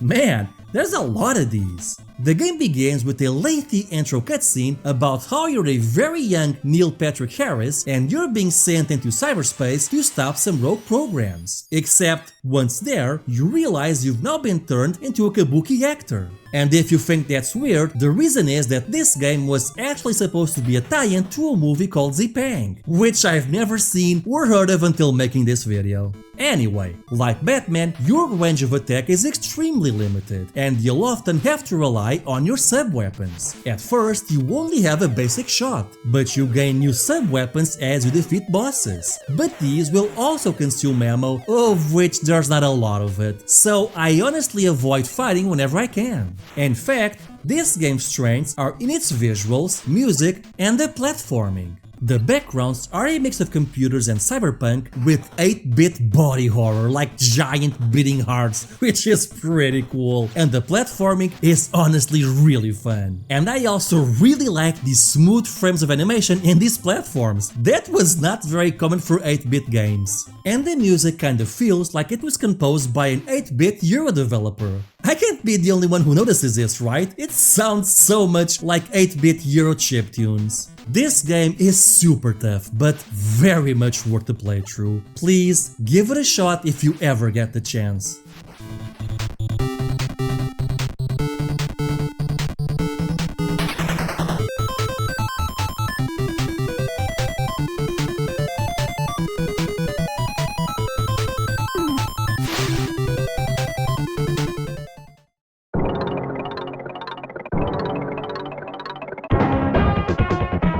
Phantom 2040 is a game based on an awesome TV show of the same name that apparently nobody but me ever watched. The game takes place in a futuristic cyberpunk setting and plays like a Metroidvania. You can jump, shoot, and use your ropes to temporarily stun enemies and cling to walls and ledges, and learning how to use the ropes is essential to getting anywhere in this game. Luckily, the ropes are easy to use and extremely versatile. In fact, at times this feels more like a Spider-Man game than any of the official 16-bit Spider-Man games out there. You also have a large arsenal that you slowly unlock throughout the course of the main story. Now the cool thing here is that this game is actually a Metroidvania. Basically, you have an overworld map where you select where you want to go and you can either follow along in the story or go off to the beaten path and collect permanent health and ammo upgrades, as well as upgrades to your rope, which will increase its reach. The latter of which makes platforming easier, but is also essential if you want to reach a lot of the optional upgrades. Even though the game is separated into an overworld, a lot of these areas are actually interconnected, and you can reach one zone while exploring a different one. And in fact, sometimes this is required to progress the plot or just to find more optional upgrades. Another cool thing about this game are the cutscenes. This game has a lot of story, which is conveyed through text boxes as well as motion comic scenes. But what is even more surprising is that the story is non-linear. Throughout the game, you can make choices, and they will influence how the plot plays out. And these are some interesting choices too. Like for example, at the end of chapter 1, you can choose to either save the last living panther in the world or give it to a smuggler who has vital information for you. But the thing is that sometimes you're making a choice without even realizing it. For example, right at the start of the game, you see an explosion at your university, and you have to go in and save your professor. But what the game doesn't tell you is that you can choose to go the other way and instead chase after the perpetrators, which will change the cutscene and dialogue you get from this event. One thing I should warn you though is that for some reason the PAL version replaces the cutscenes with bullet points instead, which massively undermines the experience. So be sure you play the US version. But yeah, Phantom 2040 is an incredible game that I rarely see anyone talk about. Check it out if you can.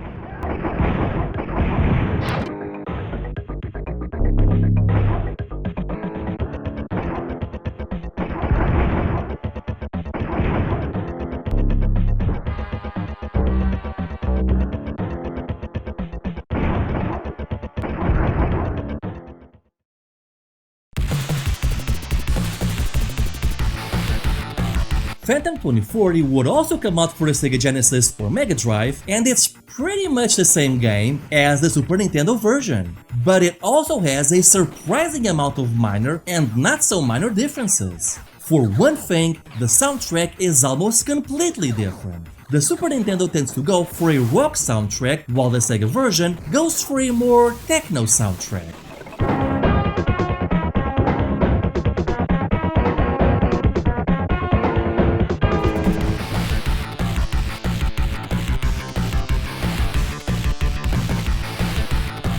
Both fit the game perfectly, but I do admit I prefer the melodies of the Super Nintendo version.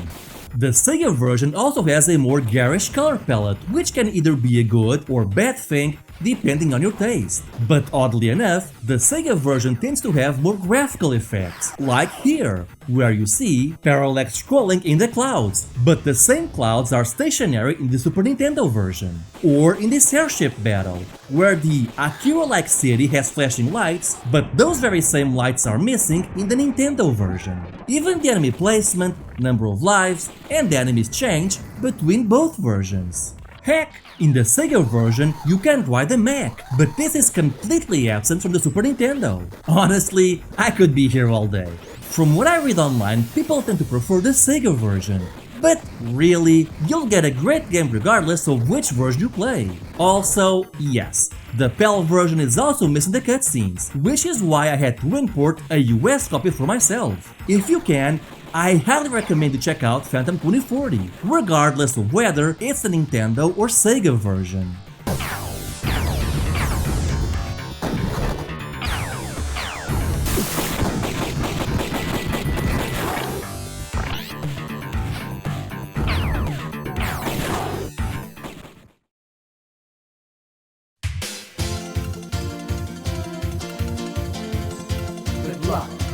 Next up, we have Android Assault, also known as Bari Arm. This is a shmup for the Sega CD with great colorful graphics and an excellent soundtrack. You control a ship with awesome firepower, and as you pick up upgrades, your design will change until you gradually transform into a mech. As a mech, you have more firepower, but you're also a bigger target, and in some cases, you become so big that it's actually difficult to get an angle to take down your foes. Luckily, if you do get hit, you don't actually die, you just go back to your previous setting. There's also a pretty decent variety of enemies and weapon pickups, and you can change your movement speed setting with a single button like in the Thunder Force games. Additionally, if you stop shooting, you will automatically start charging until you release a more powerful attack. I think that this is an absolute gem of a shmup that is rarely discussed, and if I had to raise one issue with this game, is that some of the bosses can feel a little spongy for my taste, but that's a pretty minor issue, so I say check this one out.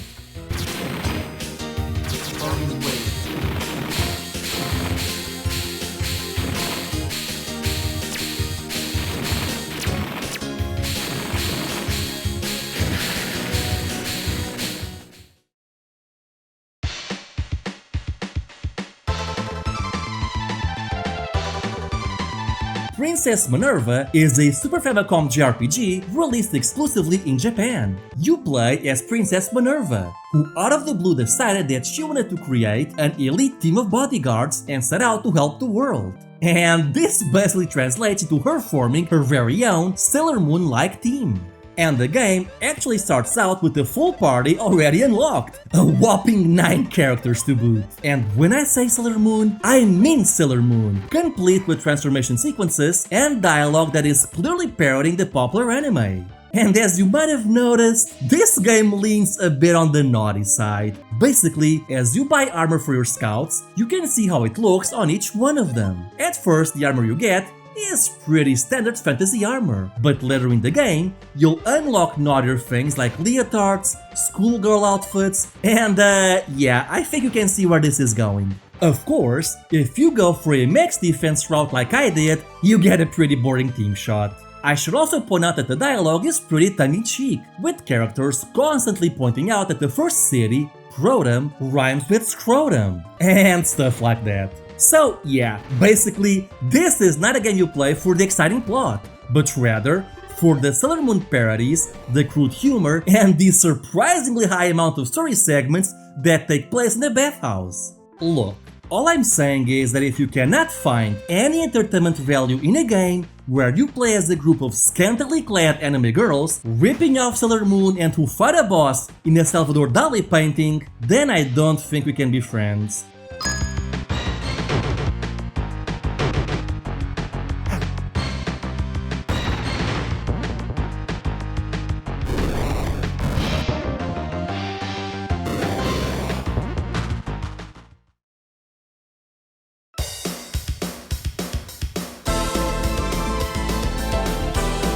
But if you want the real Princess Minerva experience, then you want the PC Engine CD version. This is pretty much the same as the Super Famicom port, except it now replaces the long dialogue scenes with anime cutscenes. And yeah, suddenly all those bathhouse story segments make a lot more sense, as this game is clearly more risque than its Nintendo counterpart. Not only that, but some story segments take place during the battle screens, which, okay, while they're not as good as the fully animated bits, they're still a marked improvement over the continuous overworld dialogue from the Super Nintendo port. I did find this version to be more difficult, with enemies causing more damage and the random encounter rate being much higher. Also, as you might have noticed, this game is in Japanese, and for the life of me, I could not find any translation hacks for this one. The good news is that the story is so close to its Super Nintendo counterpart that I was able to defeat the first boss without having to consult a guide. For now, I think the Super Nintendo version is good enough on its own. But man, someone has to translate this one, because the PC Engine original is clearly the superior version.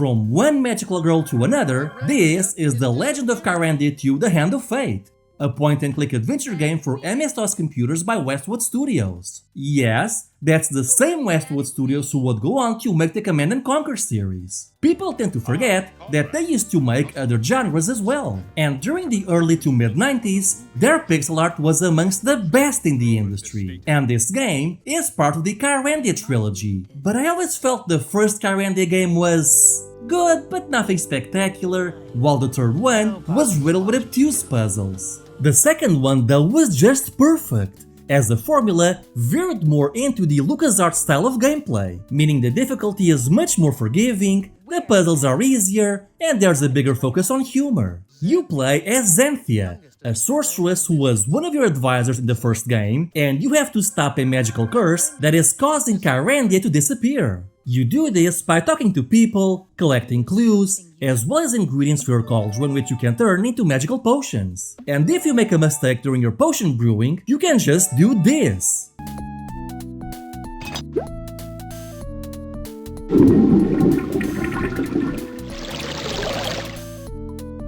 Yes, I find this funny, and I'll never get tired of doing that. One interesting thing is that the ingredients for your recipes are often based on puns, like when you need to use a toadstool for your potions, but what they really meant is one of these tiny stools.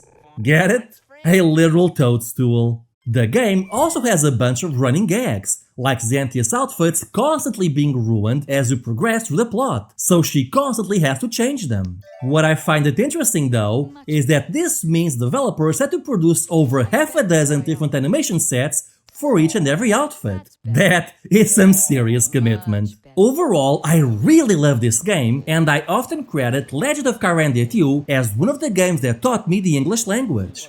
Yes, I might not be here speaking to you right now if it weren't for this game. With that said though, I am currently playing the CD version, and the voice acting is Nobody barfs, much on the wharfs, but rub-a-dub-dub, and most lose their grub. Heave! Ho-ho!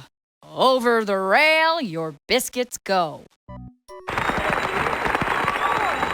well, it's par for the course for 1993, which means that the voice actors end up fumbling the timing for almost every joke. Because of this, you might want to play the floppy disk version or turn off the voices during your first playthrough. But still, this is a pretty great game and I highly recommend it. I might need this.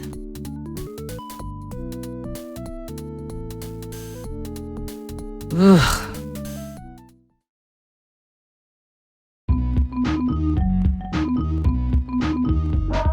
New Super Mario Land is a modern game for the Super Nintendo released in 2019. This is a remake of the original Game Boy Mario Land for the Super Nintendo, though the graphical style was upgraded to mimic the new Super Mario Bros. Games on the Wii, Wii U, and Switch. Graphically, this version is incredible! Usually I'm a Sega guy through and through, but on a technical level, this looks incredible, and I'm pretty sure that neither the Mega Drive or the PC Engine could replicate this. At the very least, not to this level of graphical fidelity. With that said though, I will say the controls here are much looser than the original Game Boy version, which can either be a good or bad thing. And the game is also much more forgiving. And that's saying a lot, because the original game was already fairly easy. For example, now you can actually walk backwards, meaning that if you lost a life and respawn, you can just walk backwards to retrieve a power-up. You also have a wall jump maneuver, which, while not terribly useful, does make some platforming segments a bit easier. I will say though that I find Mario's constant screams of joy a little grating after a while, and there's some songs where I honestly preferred the Game Boy original over the Super Nintendo remixes. But regardless, check this version out. It's free and it's a really impressive showpiece for the Super Nintendo hardware.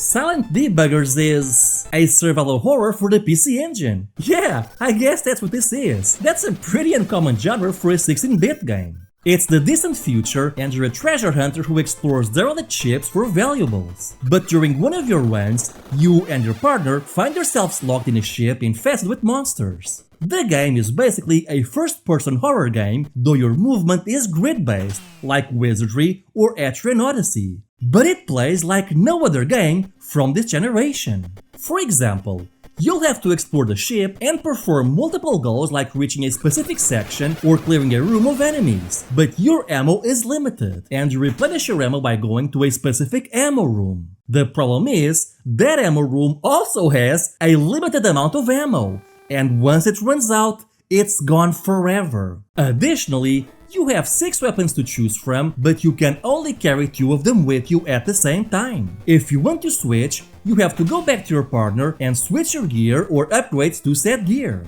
In addition to all of this, you also have your batteries to worry about, which essentially act as your health, but also power up certain items like a sensor and even a few of your weapons that do not use ammo. But it also means that using said weapon will chip away at your health. This all culminates in a very tense game where you need to survive, but your resources are limited, and the further you progress, the worse it is. And if you ever use up that ammo room completely, you might as well just restart the game. It also does not help that different monster types behave differently, meaning you can easily be ambushed by some, while others will try to run away from you with the purpose of wasting your resources. Add to that the fact that the game has no music when you're exploring, the various sound effects that the monsters make in the distance, and the beeps from your sensors, and this becomes a truly unique, if frustratingly difficult experience. The only other game I can think of that is more or less similar to this one is Enemy Zero for the Sega Saturn. But yeah, this is definitely one game you should check out.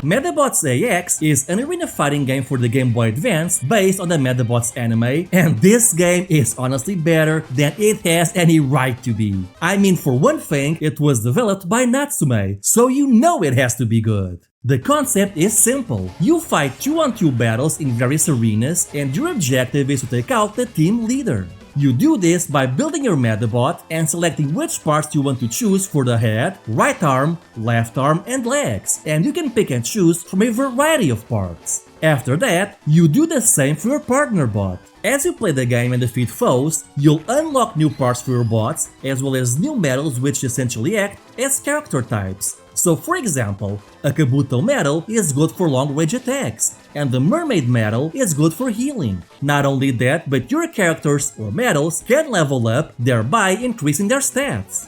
Additionally, every weapon and part on your robot has a small cooldown period. Not enough that you have to wait long, but enough that you need to think tactically on how to use each one. And man, these battles can get really chaotic. And when all is said and done, it's really cool building your ideal robot team or changing them depending on your needs and collecting new parts. Now, this game came out during the Pokemon craze, so it also did that thing where there's basically 2 versions of the same title with some very minor differences. Basically, the Metabee version has you play as the anime's titular long-range robot, and the Rokusho version has you start out with a melee character from the series. I'm pretty sure the reason why no one talks about this game is because it's based on a children's anime series, during a time where anime-based games weren't exactly at their best. But honestly, people have been sleeping on this game for long enough. Check it out if you can.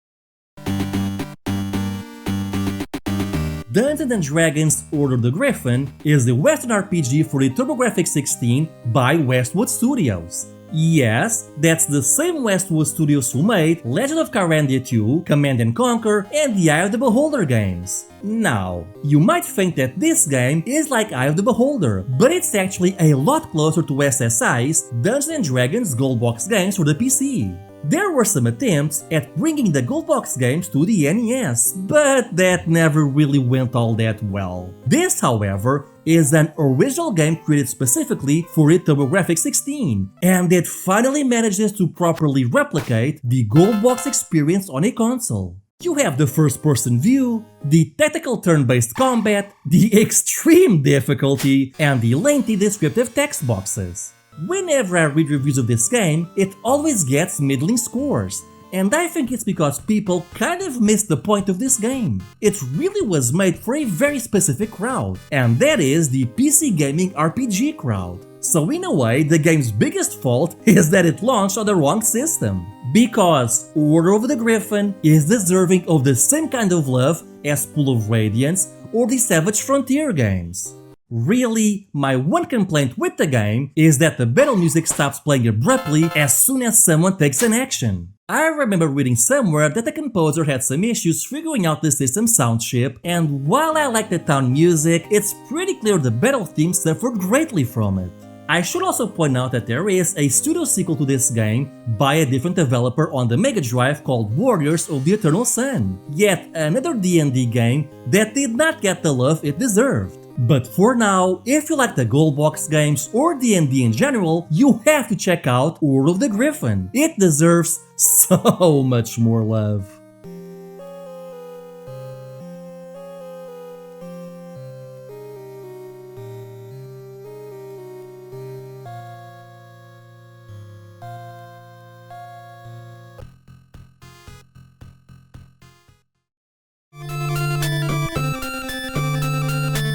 This is Moon Crystal for the NES, an action platformer released only in Japan and pretty late into the Famicom's life. You play as Ricky, a young boy whose village was attacked by Count Crimson's forces, and now it's up to you to rescue everyone and recover the village's magical Moon Crystal. The story is told through some really elaborate cutscenes, and not gonna lie, I kinda wish that this were based off an anime because I really dig the art style and plot here. I would totally watch an 80s anime show based on this game. Anyway, the game's graphics range from pretty decent to downright incredible for the system. Not only are your animations surprisingly smooth, but the game really likes to flex multiple layers of parallax scrolling. Like, even on a 16-bit system, this would have been considered impressive. Moon Crystal's gameplay and physics are somewhere in between your typical action platformer for the NES and that of a cinematic platformer like Prince of Persia or Flashback. By that I mean that the level design, enemies, and power-ups are fairly standard for the console, but your character also has an intentional input delay between his movements similar to Prince of Persia. So a lot of times you have to think ahead of time on which buttons you want to press before you actually do them. And throughout your journey, you'll find power-ups like attack and health upgrades and even a double jump. This is a pretty unique game for the system, though you'll need a translation patch to properly enjoy the cutscenes. And the game even encourages a bit of exploration, as you'll often find items if you veer off the beaten path. So yeah, this game is absolutely worth checking out.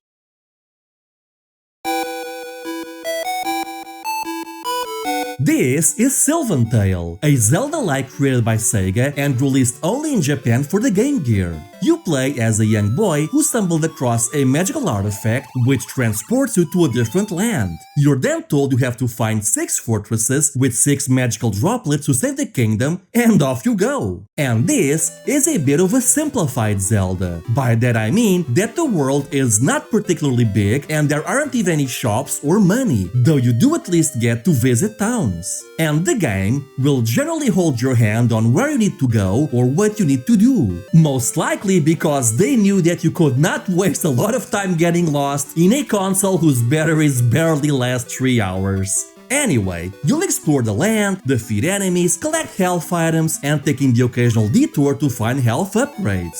But the real essence of the game is in traversing the various dungeons and fortresses. These will consist of a series of rooms that you have to clear either by defeating enemies or solving puzzles like pushing blocks onto something, pressing buttons, that sort of thing. And as you clear dungeons, you gain new abilities, like this sword swing which cuts vines, allowing you to progress. You can also find new items like lamps which illuminate dark rooms, and you'll even pick up different armors with different abilities, like for example the shield armor, which is super slow but can be used to reach higher locations. The game's world and dungeons are a bit simplified and on the small side, especially if you're used to Zelda, but don't let Sylvan Tales slip by you. And the music is also pretty good for the Game Gear, with the main composer later working on the Panzer Dragoon series. So I say, this game is absolutely worth checking out.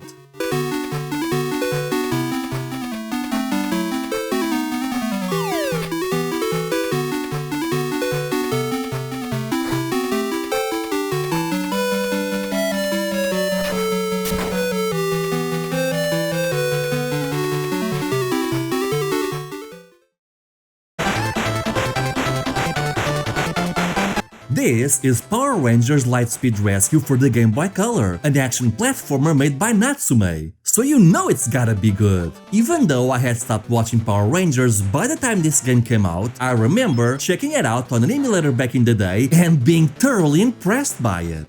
You play as the Power Rangers and you can select between multiple stages, with each stage having 3 levels that need to be cleared: Rescue, Battle, and Megazord. The Rescue is where you'll spend the bulk of the game.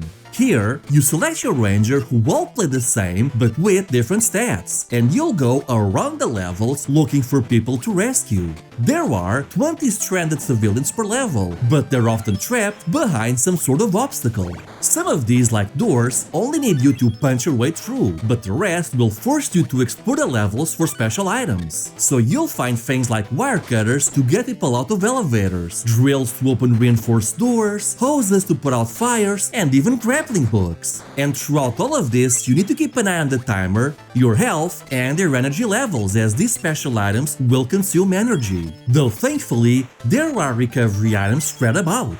Once the rescue mission is done, you go into battle mode. Here, the objective is to find all enemy goons and take them out, with the level culminating in a boss fight. The graphics look about the same as the rescue mission, but the level design itself is completely different. So the levels aren't recycled between rescue and battle mode. And although you only start these missions with just your fists, you can pick up the sword, which deals more damage but will also consume energy. And my advice is to save the sword for the boss fight. And finally, you have the Megazord mode, which sadly is the weakest part of the game. It tries to be a one-on-one fighting game, but your moveset is super limited, and you have to build up energy to use any special moves. You do get to unlock a second Zord down the line, but yeah, this part is just not the game's strong point. I feel like the rescue and fighting missions should have been combined into a single mode, where you'd shift between battle, rescue, and platforming while collecting items to progress through the level. But as it is, this is still a really fun game. In fact, as far as I'm concerned, a Game Boy Color Power Rangers game has no business being this good. Check it out if you can.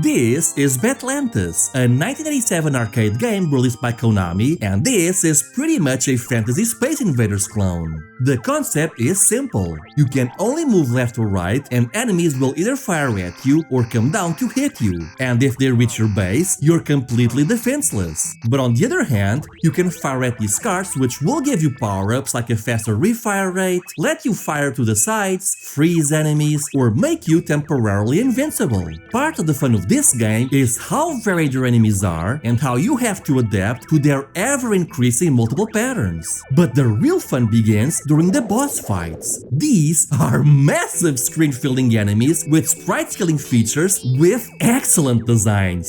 But in that same vein, holy hell are they difficult! And man, between their attack patterns and visual design, some of these look like they came straight out of Contra. This is a game which, as far as I know, has never been re-released anywhere with the exception of the Xbox 360 Game Room, which is how I'm playing this. But sadly, you cannot buy Game Room titles anymore, so this is one game you should play any way you can.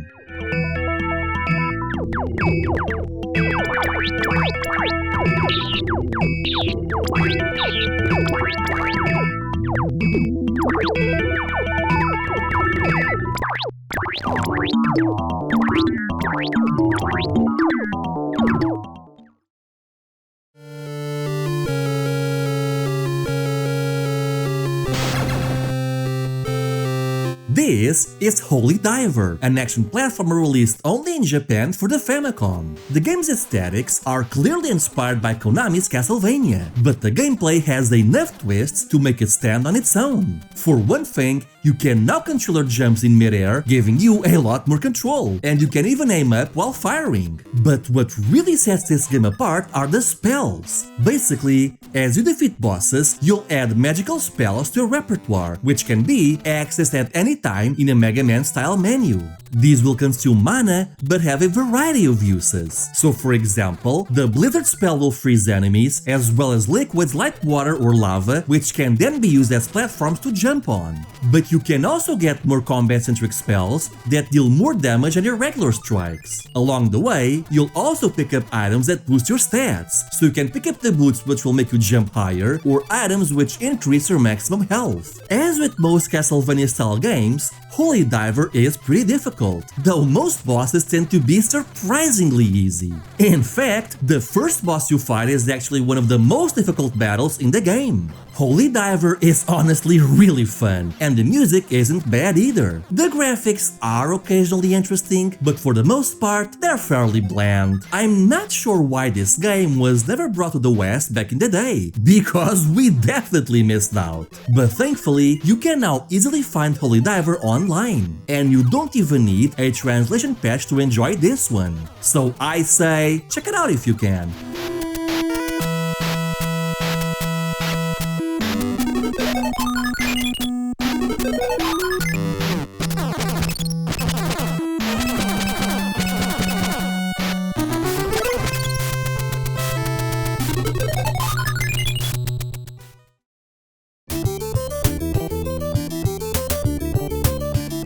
This is Kenseiden, an action platformer for the Master System developed by Sega themselves. And the first thing I gotta say is wow! Look at that sprite and background detail! If you told me that this was an early 16-bit game, I would have believed you. Especially because Kenseiden is also compatible with the Master System's FM audio adapter, which in turn makes the sound a lot closer to a Sega Genesis or Mega Drive. Look at how this game runs and sounds, and tell me that it doesn't look like you're playing an early Mega Drive game.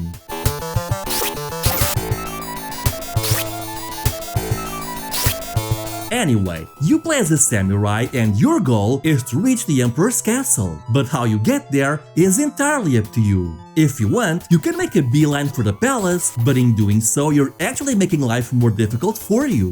You see, as you defeat bosses, you'll gain new abilities. These can be platform-centric like the high jump, or new sword attacks which are useful to counter certain enemies. Not only that, but some areas of Japan will have training dojos instead of levels. These areas are entirely optional and they are stupidly difficult. Basically, you have to reach the end of these levels without being hit a single time. If you do get hit, you barely lose any health, but you're sent back to the beginning. However, if you do clear these dojos, you can gain bonuses like permanent health boosts and the like. But like I said, these are stupidly difficult. So let me give you some pointers. This is the easiest dojo in the game, and this is the second easiest dojo. Clear these two and you should be relatively fine. The others though, feel free to ignore because, oh my god! Another big help is that sometimes you can find these items which get added to your inventory, and if your health ever drops to 0, it'll automatically refill it, which is especially useful against the bosses. And yeah, that's pretty much the game. I like how you can go back and forth between levels and even repeat previous levels if you feel like you've missed something.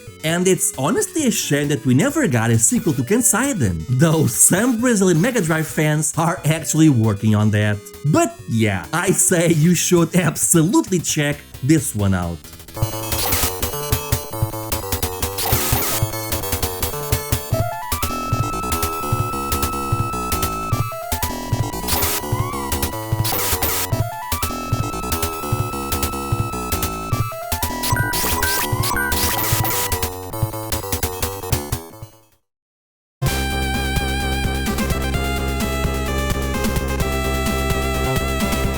This is Euphoria the Saga for the NES, a Metroidvania by Sunsoft released in Japan and PAL regions. In Euphoria, you play as... something, and you're out to search for your friends. The issue is you have no weapons or means of self-defense, so instead you must avoid or jump over enemies while searching for them. Thankfully, during these early portions, the game is kind enough to tell you if you do not have the means to progress to the area, by showing you an arrow telling you where you should go. So as you progress through the game, you'll eventually run into your friends who have been brainwashed, and you must defeat them by picking up whatever this is and throwing it at them. Once defeated, they join your party, and you can change between them at any time through a menu. And each friend does something different. So for example, Freon can swim and walk on ice, while Shades can float in midair. Not only that, but you'll also pick up items to help you, the first few of which are honestly cop-outs for the genre. Basically stuff like a password screen, a map, and the pointer telling you where you are on the map. Which, don't get me wrong, they're useful, but they're not exactly the kind of power-ups that come to mind when I play a Metroidvania. Thankfully, you do get more useful items, like a hammer for Shades, which gives you your first weapon in the game, and it honestly took me like an hour to find it. So yeah, that first tower can be kind of annoying, with you constantly dodging enemies, and even after you get it, it takes a long time to charge up, so it's not like you can just use it willy-nilly. Now, with this being a Sunsoft game, the music is incredible. You can definitely tell that they were using the same music tools they used for Batman and Batman Return of the Joker, because the songs just have that awesome Sunsoft flair. You'll know what I mean when you play it. This game is honestly really awesome, and believe it or not, it would even get a sequel over 30 years later, which is now available on Steam, PS4, and the Nintendo Switch. But don't let that stop you from playing the original. Trust me, it's worth it.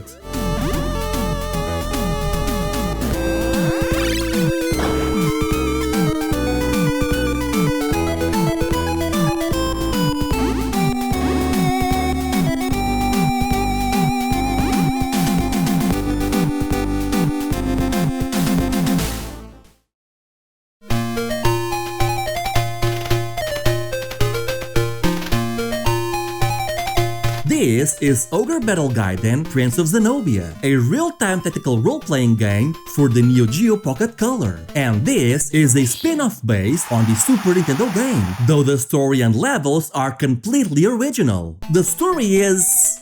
honestly not that interesting. I mean, to be fair, the English patch for this game is not complete, as it only translates the gameplay elements and the plot for the first few levels, though it is still being updated as we speak. But truth be told, while the Tactics Ogre games have always had interesting stories, the Ogre Battle series...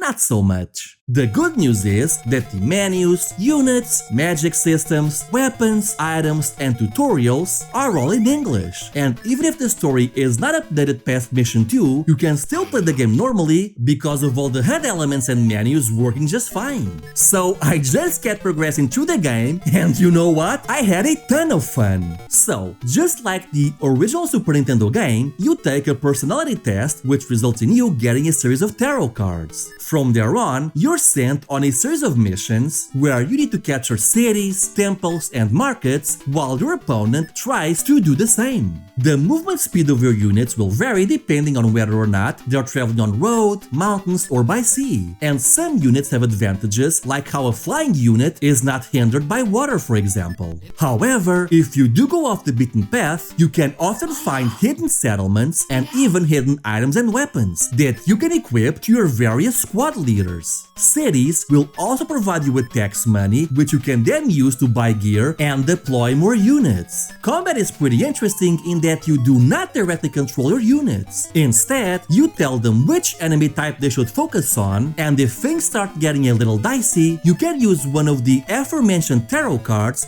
for various effects like healing, damage, or inflicting status ailments. One thing I should point out is that battles only last a few turns, and then the game decides the winner either based on who took the most damage or based on who is defending a location. And as their units fight, they'll also level up, making them stronger. It's a shame that the game isn't fully translated yet, but honestly, if you love Ogre Battle and don't really care about the plot, then this game is fully playable now as it is, and I say, check it out if you can. Find it out.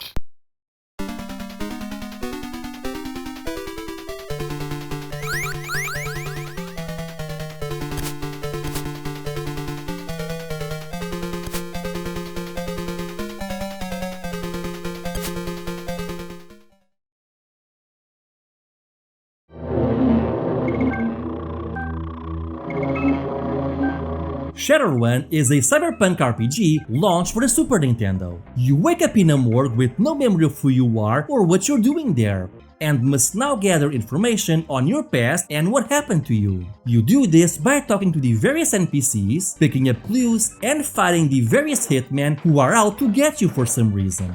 As you dispatch them, you'll gain karma, which can be used to increase your stats and skills. So while you're weak at first, you'll eventually build up your physical and magical attributes, as well as your skill with weapons, negotiation, and hacking. You can also hire other Shadowrunners to come with you, and you can level them up as well. But don't expect much in the way of companionship, as they're pretty much silent throughout the whole game, and you can easily replace them with someone else if you have the credits for it. The cool thing about this game is that it feels like a detective story, and it's really fun going around gathering clues and talking to people about important topics you uncover. The game employs a mix of real-time controls and a point-and-click interface, and that is a bit of a problem. It's very easy to miss an important item because your cursor was not at the exact pixel point location the game wanted you to be, and Shadowrun is very unforgiving in that regard, so be sure to thoroughly explore everything.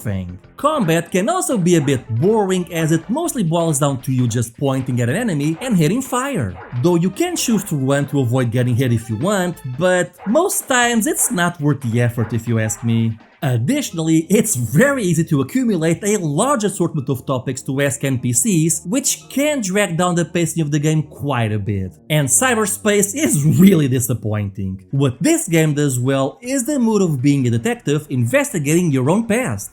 And in that regard, I don't think there's any other 16-bit game quite like it. I highly recommend you check it out.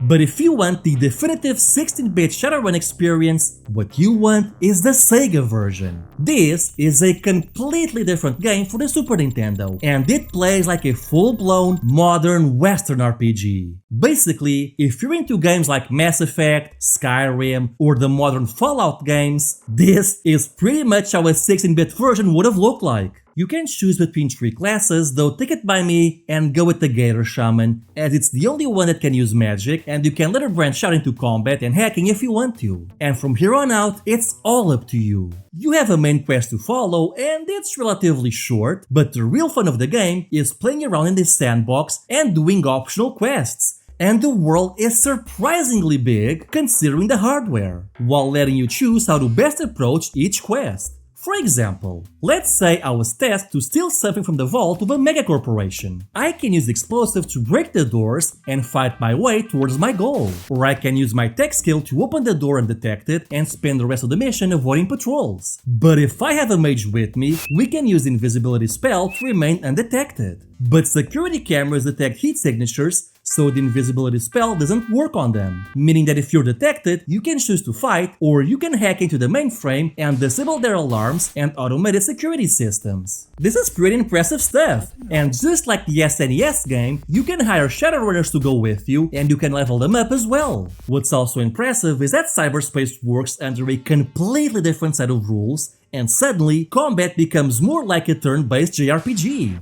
In my opinion, this is by far the best 16-bit Shadowrun game. But it does come with a few caveats, namely how the visuals and audio are clearly below average for the system. I mean, wow, was this really the best they could do? And the game also requires you to read the manual to know what each stat does, not helped by the fact that you're going to spend the first hour or two just doing optional escort missions and being someone's mule over and over again to build up the necessary karma to increase your stats, because otherwise you'll stand no chance of survival in this game. But once things get going, this truly becomes one of the best RPGs of this generation. It's such a shame that it only came out in the US and Canada, which forced me to import my copy. It's got a pretty cool cover too. But regardless, give this one a try and be patient with it. I promise you won't regret it.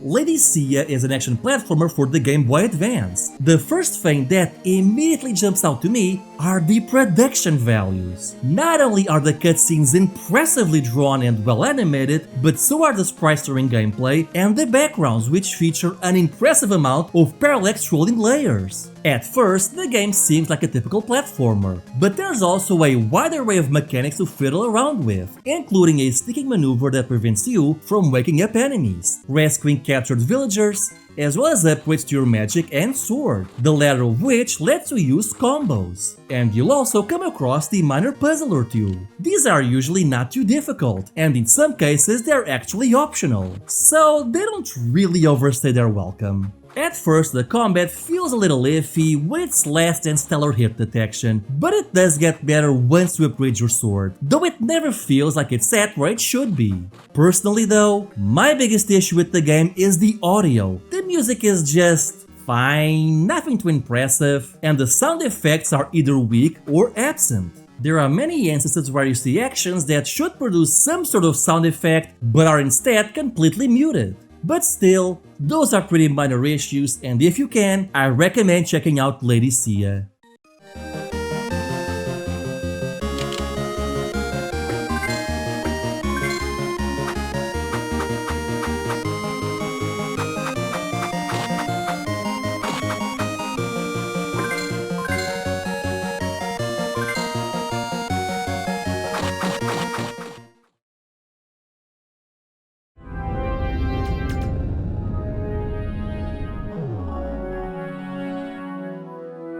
Aw, heck yeah! Star Control 2 is one of my all-time favorite games. This is a space RPG for MS-DOS computers that would receive an enhanced port on the 3DO. But really, there's nothing here that could not be done on 16-bit systems. The story here is that Earth and its allies were conquered by a galactic empire. But while all of this happened, you were away at a remote outpost researching lost alien technology. And now, 20 years later, you return on a ship designed with this new tech and seek to topple the Urk-1 Empire. Star Control 2 is a free-roaming RPG, meaning you can go where you want, talk to who you want to, and your dialogue choices will carry consequences. The goal of the game is to get as many alien races to join up with you and fight the Earth one, but how you achieve that is really up to you, and the various branching paths can have very interesting consequences. You can convince them to join you, or they might be insulted or view you as a threat and declare war on you. Alternatively, in some cases, you can actually cause them to declare war on each other, which will have repercussions on the game's geopolitical system.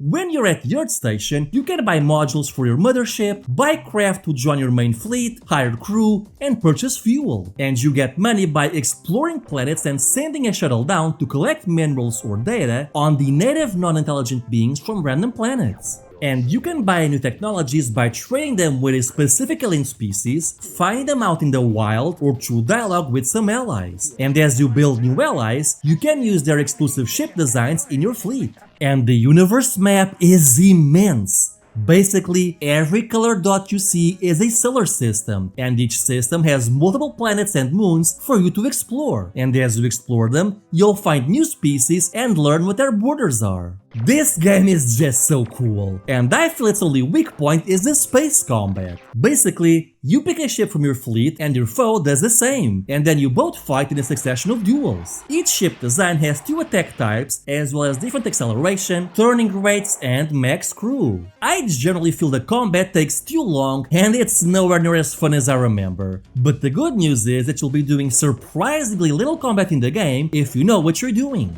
Now, the game is currently freeware, and there's even a fan-made port for modern computers which lets you pick and choose between the various MS-DOS original and 3DO enhanced features, which is how I'm playing this. And I feel that this is the way to go with this game, so if you can, check it out. I promise you won't regret it.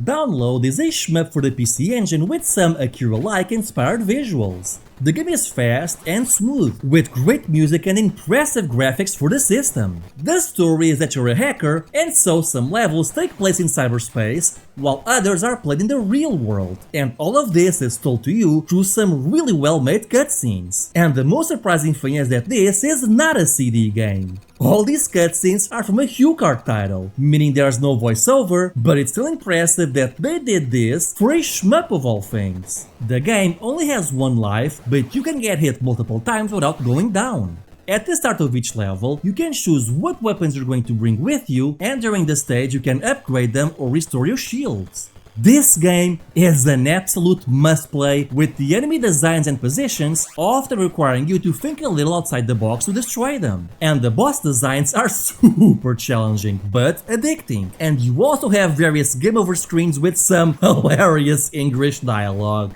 If you like shmups or the PC Engine, you owe it to yourself to checking this one out.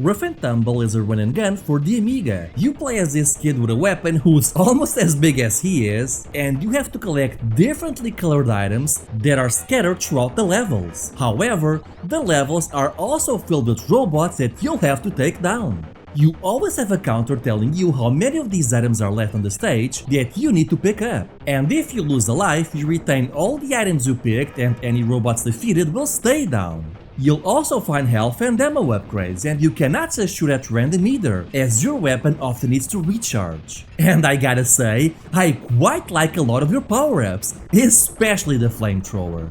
This is very clearly a European game, and the style would be right at home on the Sega Genesis or Mega Drive. And if you've played Euro Amiga games like Czech Rock or the Chaos Engine, then you kind of know what I mean by Euro game design.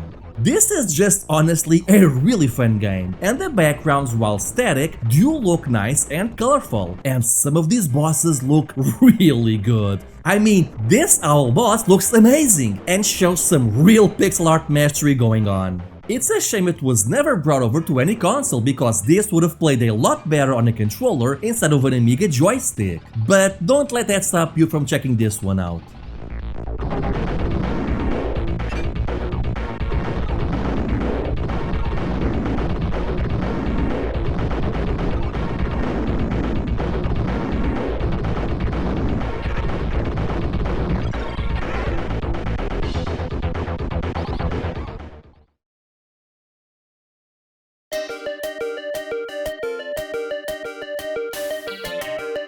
Power Dolls is a turn-based strategy game with RPG elements that was originally released for the PC 98 before making its way to MS-DOS. The story takes place in a war-torn futuristic setting with the most hilarious geography you can think of. I mean, Great Fertile Continent? Lesser Fertile Continent? Naval Islands? Who named these? Wait. Uterine Sea? That sounds unsanitary. Yeah, it's that kind of game. It is a PC 98 game after all. Anyway, you control a team of mech pilots entirely comprised of women, and man, these options go deep. You can select a mech type for each pilot, but also what weapons and special items they'll bring with them. But wait, because not everyone here is a mech pilot. Some are airplane pilots, and you can select if you give them transport craft or jet fighters, which you can summon for air raids. Others use wheeled vehicles, which are used for bombardment requests. Not only that, but each character has their own stats, and they level up differently depending on the actions they perform. And if you lose one of your pilots, they're gone for good. Though you do often get reinforcements between missions. You even have control over your drop-off, selecting who goes first and where they land. There's honestly a lot to learn here, not helped by the lack of a tutorial mission or the extreme difficulty of Power Dolls. So expect to get your ass kicked the first few hours. The good news is that once you get into the groove of things, this game becomes extremely addicting, as you use cover to your advantage, ambush enemies, and take down hordes of foes. It's simply one of those games that you have to play until everything clicks. But man, once it does, it becomes so good. The interesting thing is that even if you lose, you're still allowed to progress to the next mission. But if you win, you're rewarded with pin-up images of your pilots and an introduction by the pilot, complete with terrible 90s voice acting. Hi, my name is Eliola Ignatiev. You completed the mission. Congratulations! In fact, all of the dialogue in this game is hilarious, with everyone having extremely professional codenames like Dolls, Sugar, and Sugar Bowl. This is Sugar Bowl. We are at landing point. Sugar troops, begin landing. Man, this game is such a jam. I freaking love it, 2-bits. Please, you just have to give it a shot.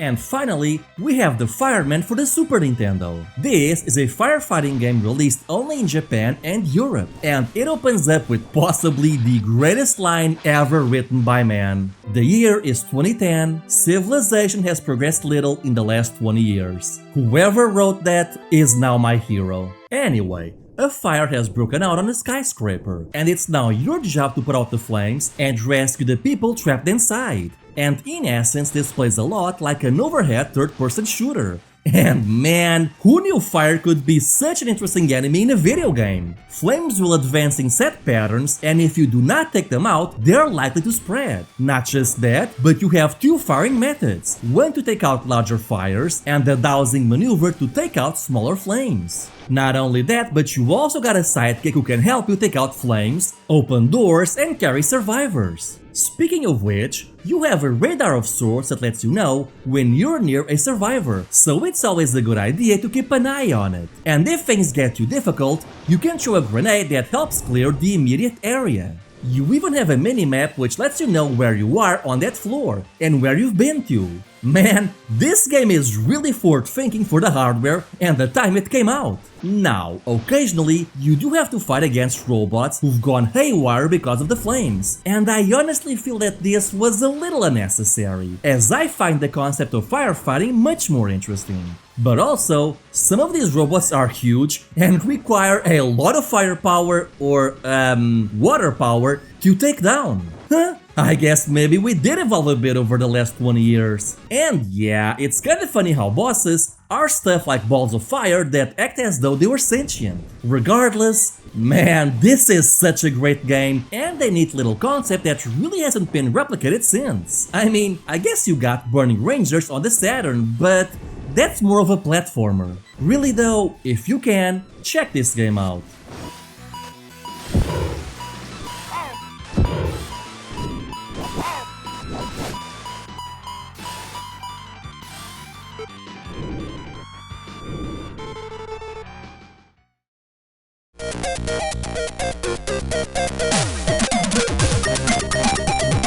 This is Delta Shadow, a modern action platformer released for the ZX Spectrum in 2020. The game is basically a fan sequel to the Power Blade series on the NES, only now you get entirely new levels. The game was released for the ZX Spectrum 128K and the Spectrum Next, and there's also a PC version that lets you pick which version you want to play, thereby avoiding having to use any emulators. I'll only be showing the 128K version though, as this is supposed to be a video on 8-bit games. You play as the same character from the Power Blade series, and you can pick between 3 stages, all of which contain 3 levels each. From there on, you have to explore them until you find the mid-boss on the first level of each stage. And when you defeat it, you'll gain a new power armor, which you can select at any time. So you can get an armor that lets you grab onto ledges and walls, allowing you to bypass most level hazards or climb up for secrets. You'll also unlock the jetpack and water armors, which let you fly out of water and in water respectively.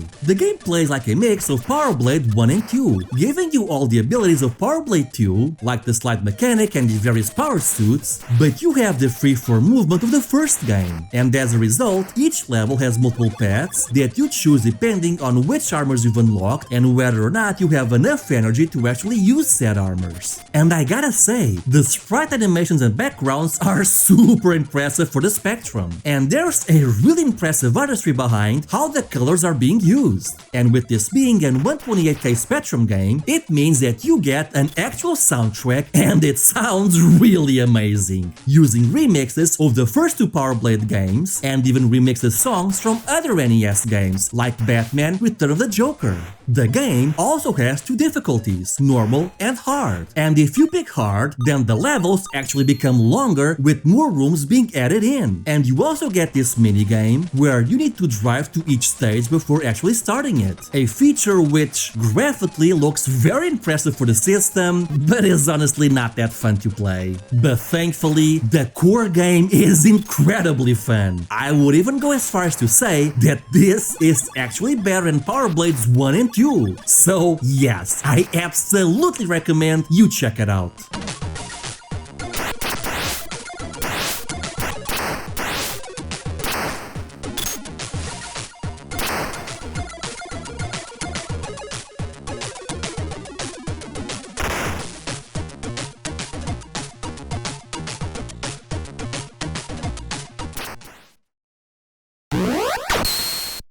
Shadow of the Ninja is an action platformer strongly inspired by Ninja Gaiden, released for the NES. And this game was developed by Natsume, so you know it's good. The game is set in a dystopic cyberpunk future and you can choose between 2 ninjas. They have some minor speed and health differences between them, but honestly, it's nothing major. And this game has a really fun grapple mechanic, where you can grab onto the bottom of platforms and either attack, shimmy your way to where you need to go, but you can also climb up if need be. Along the way, you'll be picking up multiple weapons like swords, chains, and throwing stars, and part of the game's strategy is knowing when to hold on to which weapons. The graphics for the game are really quite nice, but what really stands out is the music. This game has one of my favorite NES soundtracks. I'm pretty sure every song here is a banger. It's just that good. And the boss fights are also super fun and addicting. With that said though, this game is pretty difficult. The first 3 levels aren't too bad, but it just keeps getting more and more difficult from there. And while this game will give you the occasional cheap death, a lot of these are actually your own fault. And I really love how creative these levels get. None of them feel samey, as they all have a gimmick that is fun to play and helps keep the game fresh. This was one of those games that I downloaded as a ROM in the early 2000s solely because I liked the name. And in the end, I discovered one of my all-time favorite NES games. Check it out if you can.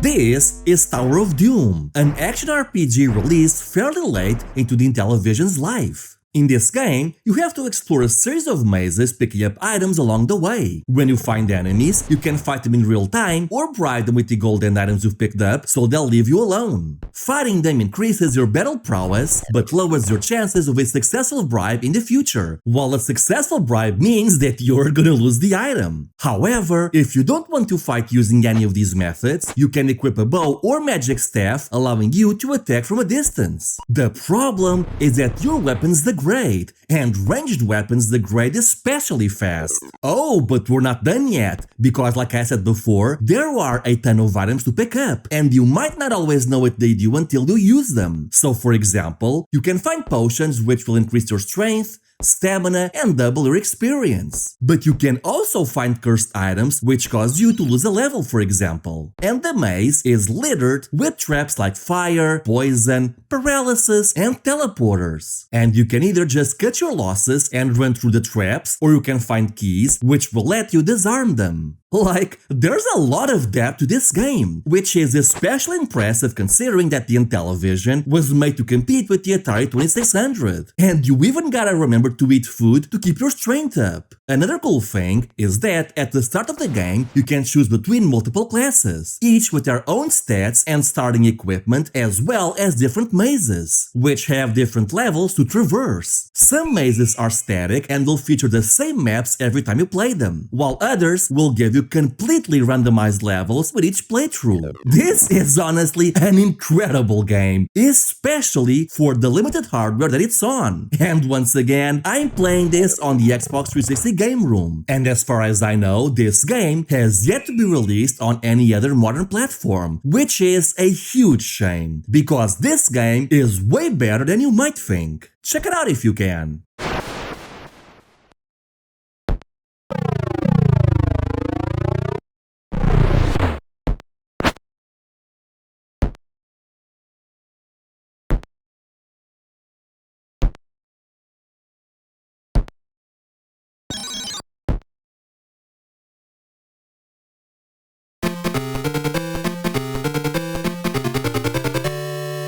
This is Renegade, a beat-em-up release for the Sega Master System, and in fact, the original arcade version is the game that would serve as the basis that would lead to the creation of Double Dragon. The thing is, I actually think that the Master System version of Renegade is not only better than the arcade original, but I think that this is the definitive version of the game. I mean, yes, the graphics and audio took a bit of a hit when porting to the Master System, though it still looks really good for the console. level. In fact, in my opinion, this game looks and plays better than Double Dragon for the Master System. The hit detection is just perfect, and we even got some very fun moves that weren't in Double Dragon, like how now you can throw foes onto the ground, get on top of them, and just wail at them. And you also have moves that would later become synonymous with the genre, like throws or grabbing and kneeing them. I especially like how you can defeat bosses by throwing them off the stage, and the Master System version even has an exclusive bike level that isn't even in the arcade or the ZX Spectrum versions. The only other version to feature this bike level is the NES port, which is also a pretty good version, but the graphics suffered a bit of a downgrade, and I swear, there's something with the hit detection in that particular version that just does not agree with me. As far as I'm concerned, this is the best beat 'em up on the Master System, and my one major issue with it is that it's a one-player game only. But then again, I don't have any friends to play this with, so I guess that's fine. But yeah, if you enjoy 8-bit beat 'em ups, check this one out.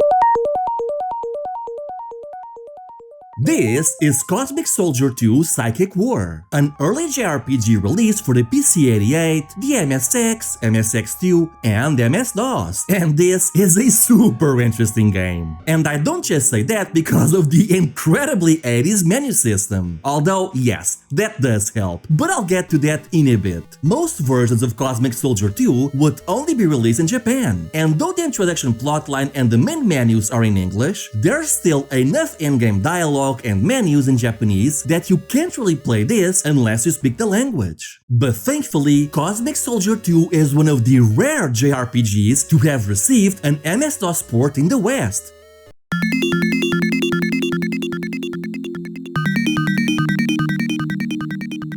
And this port is a bit hit or miss, but hey, as of right now, unless you speak Japanese, this is all we have. So, what's so special about this game? Well, this might just be the game that established the monster-catching RPG genre as we know it today. Now, to be clear, this was not the first RPG with monster-catching mechanics. Wizardry 4, for example, predates this game by 1 month, and there was also Labyrinth on the Play-Doh. But here's the thing, in Wizardry 4, you don't actually catch monsters, you just get them on your party, and I doubt Play-Doh games like Labyrinth had much influence in Japan. But this, you move in a first-person maze similar to Wizardry and the Megami Tensei games, and you can meet 2 types of enemies. The first are these humanoid aliens, which you can either talk to get information from, fight them for experience, or convince them to join your party. The others, you can't get them to join you, but you can fight them for experience, or you can get them to surrender and question them for information. Each character you add to your party has different stats and abilities, and their psychic stats get summed up and added to your party pool. And as you fight, you engage in a tug-of-war where you're trying to get your party's combined RNG to push your beam forward. And if the RNG is against you, you can activate a shield that blocks all damage but also consumes energy, before then looking for an opening and firing again. Party formation also matters, so it's usually a good idea to put the character with the most power in front of the party to deal more damage. But now, here's the thing, different Pokemon, aliens, have different abilities, like how I, for example, have Beam and Teleport, Ney here has Shield, and Rika here has...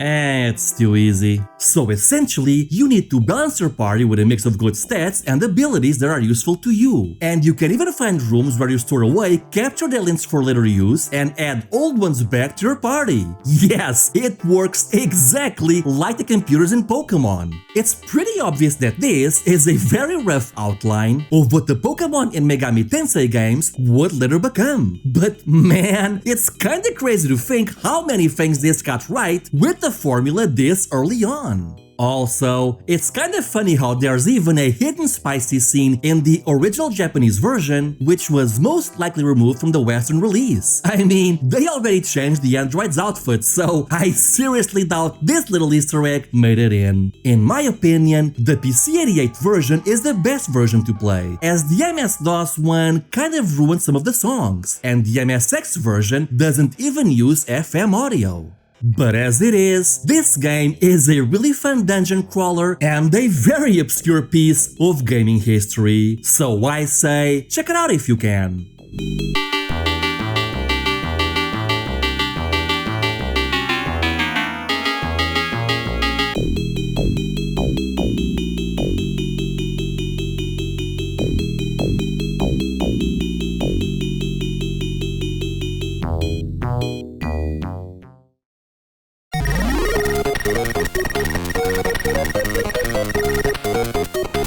This is Banana Prince, a platformer released for the NES in Japan and Germany. No, not Europe, just Germany.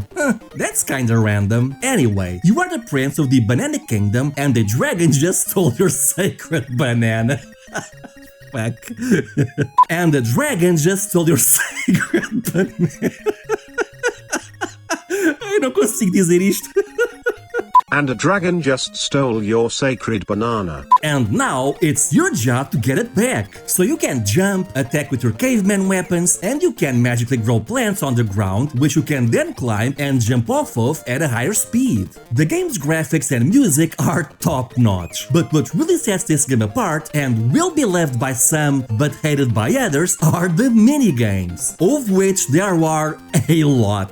You have a board game minigame, shops where you can use bananas to buy better weapons, stores where you get a kiss to heal your health, vending machines, scratch tickets, quizzes where you need to get the correct answer to progress, and even casinos where you can play the dice. Like, damn, this is basically kitchen sink game design taken to its logical conclusion. This game has so many minigames that at times I just wanted to get back to the actual game. And don't get me wrong, the platforming is excellent, and these minigames are really fun, but the devs just really went all in on the minigames. But yeah, this is a really fun platformer with great graphics, awesome music, and an excellent art style, and with tons of minigames that you'll either love or get bored of. But if you are the type who loves this sort of thing, then trust me, Banana Prince is the game for you.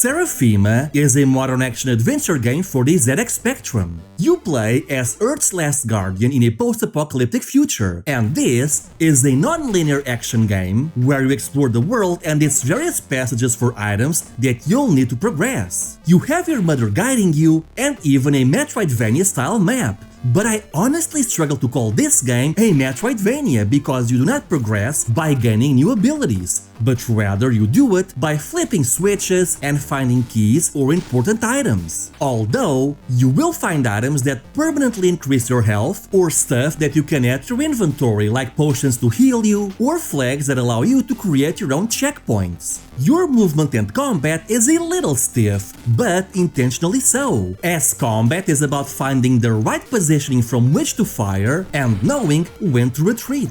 And the feeling of exploration in this game is honestly pretty incredible for the ZX Spectrum, as you go from towns to junkyards and forests. And some of these locations are very impressive, featuring multiple layers of parallax scrolling, a very smart use of colors, and a pretty great soundtrack. You'll even face off against bosses, though I always seem to get destroyed. And there's even vehicle sections, which is very rare for a ZX Spectrum game. It's honestly incredible to see what modern developers are doing with the ZX Spectrum, and this is one game I highly recommend you check out.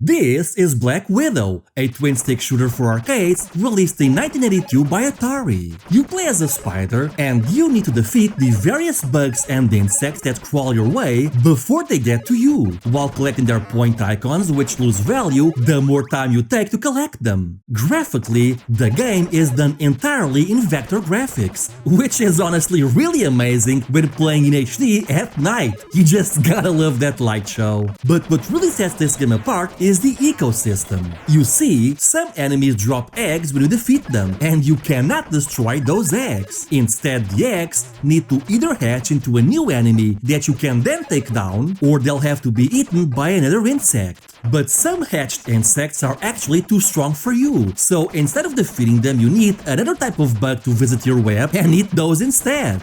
And while all of this goes on, there's yet another type of bug that explodes when hit, taking you and everything out within its blast range. And if you're not careful, you can set off a chain reaction with multiple of these. Like, this is a pretty interesting enemy system because sometimes you need to use the other enemies to your advantage. And playing this on a modern controller feels surprisingly fluid. If you told me that this was some indie game released recently, I would have believed you because Black Widow just carries that energy. Once again though, I'm playing this as part of the Xbox 360's game room, though thankfully this one actually did get ported to the PlayStation 4 as part of the Atari 50 compilation. If you're into twin-stick shooters, give this one a try. You might just be surprised by how modern it feels.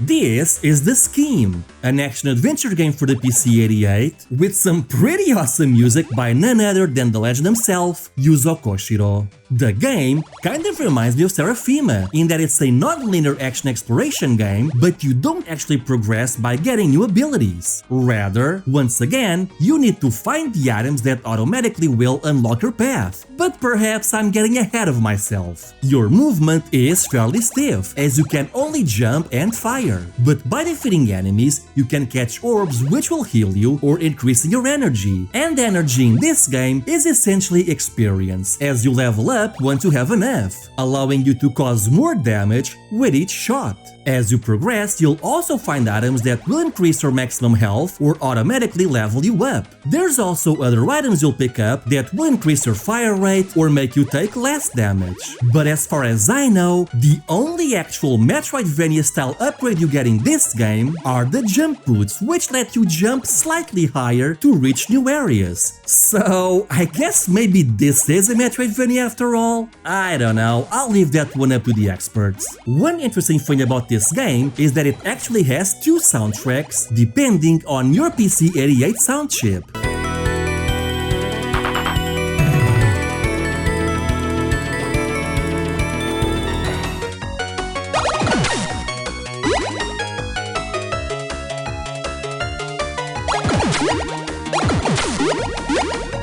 But considering both are by the same composer, they sound excellent regardless of which one you pick. The Scheme is considered as one of the rarest and most expensive games for the system, though thankfully it seems PC-88 fans have done a good job at preserving this one, as you should find it on most ROM sites with a PC-88 section. Check it out if you can.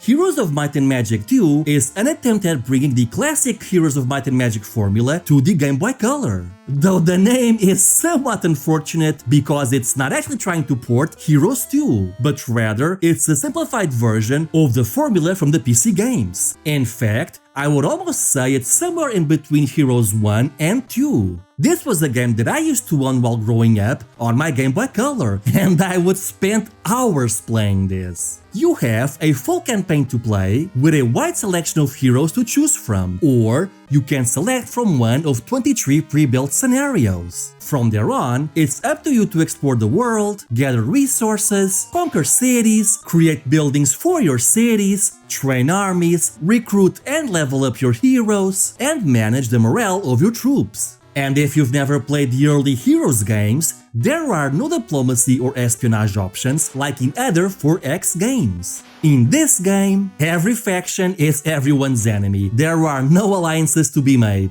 This is a game that really should not work on the Game Boy Color, and even then, your expectations need to be somewhat tempered, because again, despite the name, this is not a port of Heroes 2. But if you're willing to give it a try, you'll find a very fun, if not particularly challenging version of Heroes of Might and Magic. And believe it or not, this game was actually my introduction to the series as a kid, and I still proudly own my copy to this day. Check it out if you can, you might just be surprised.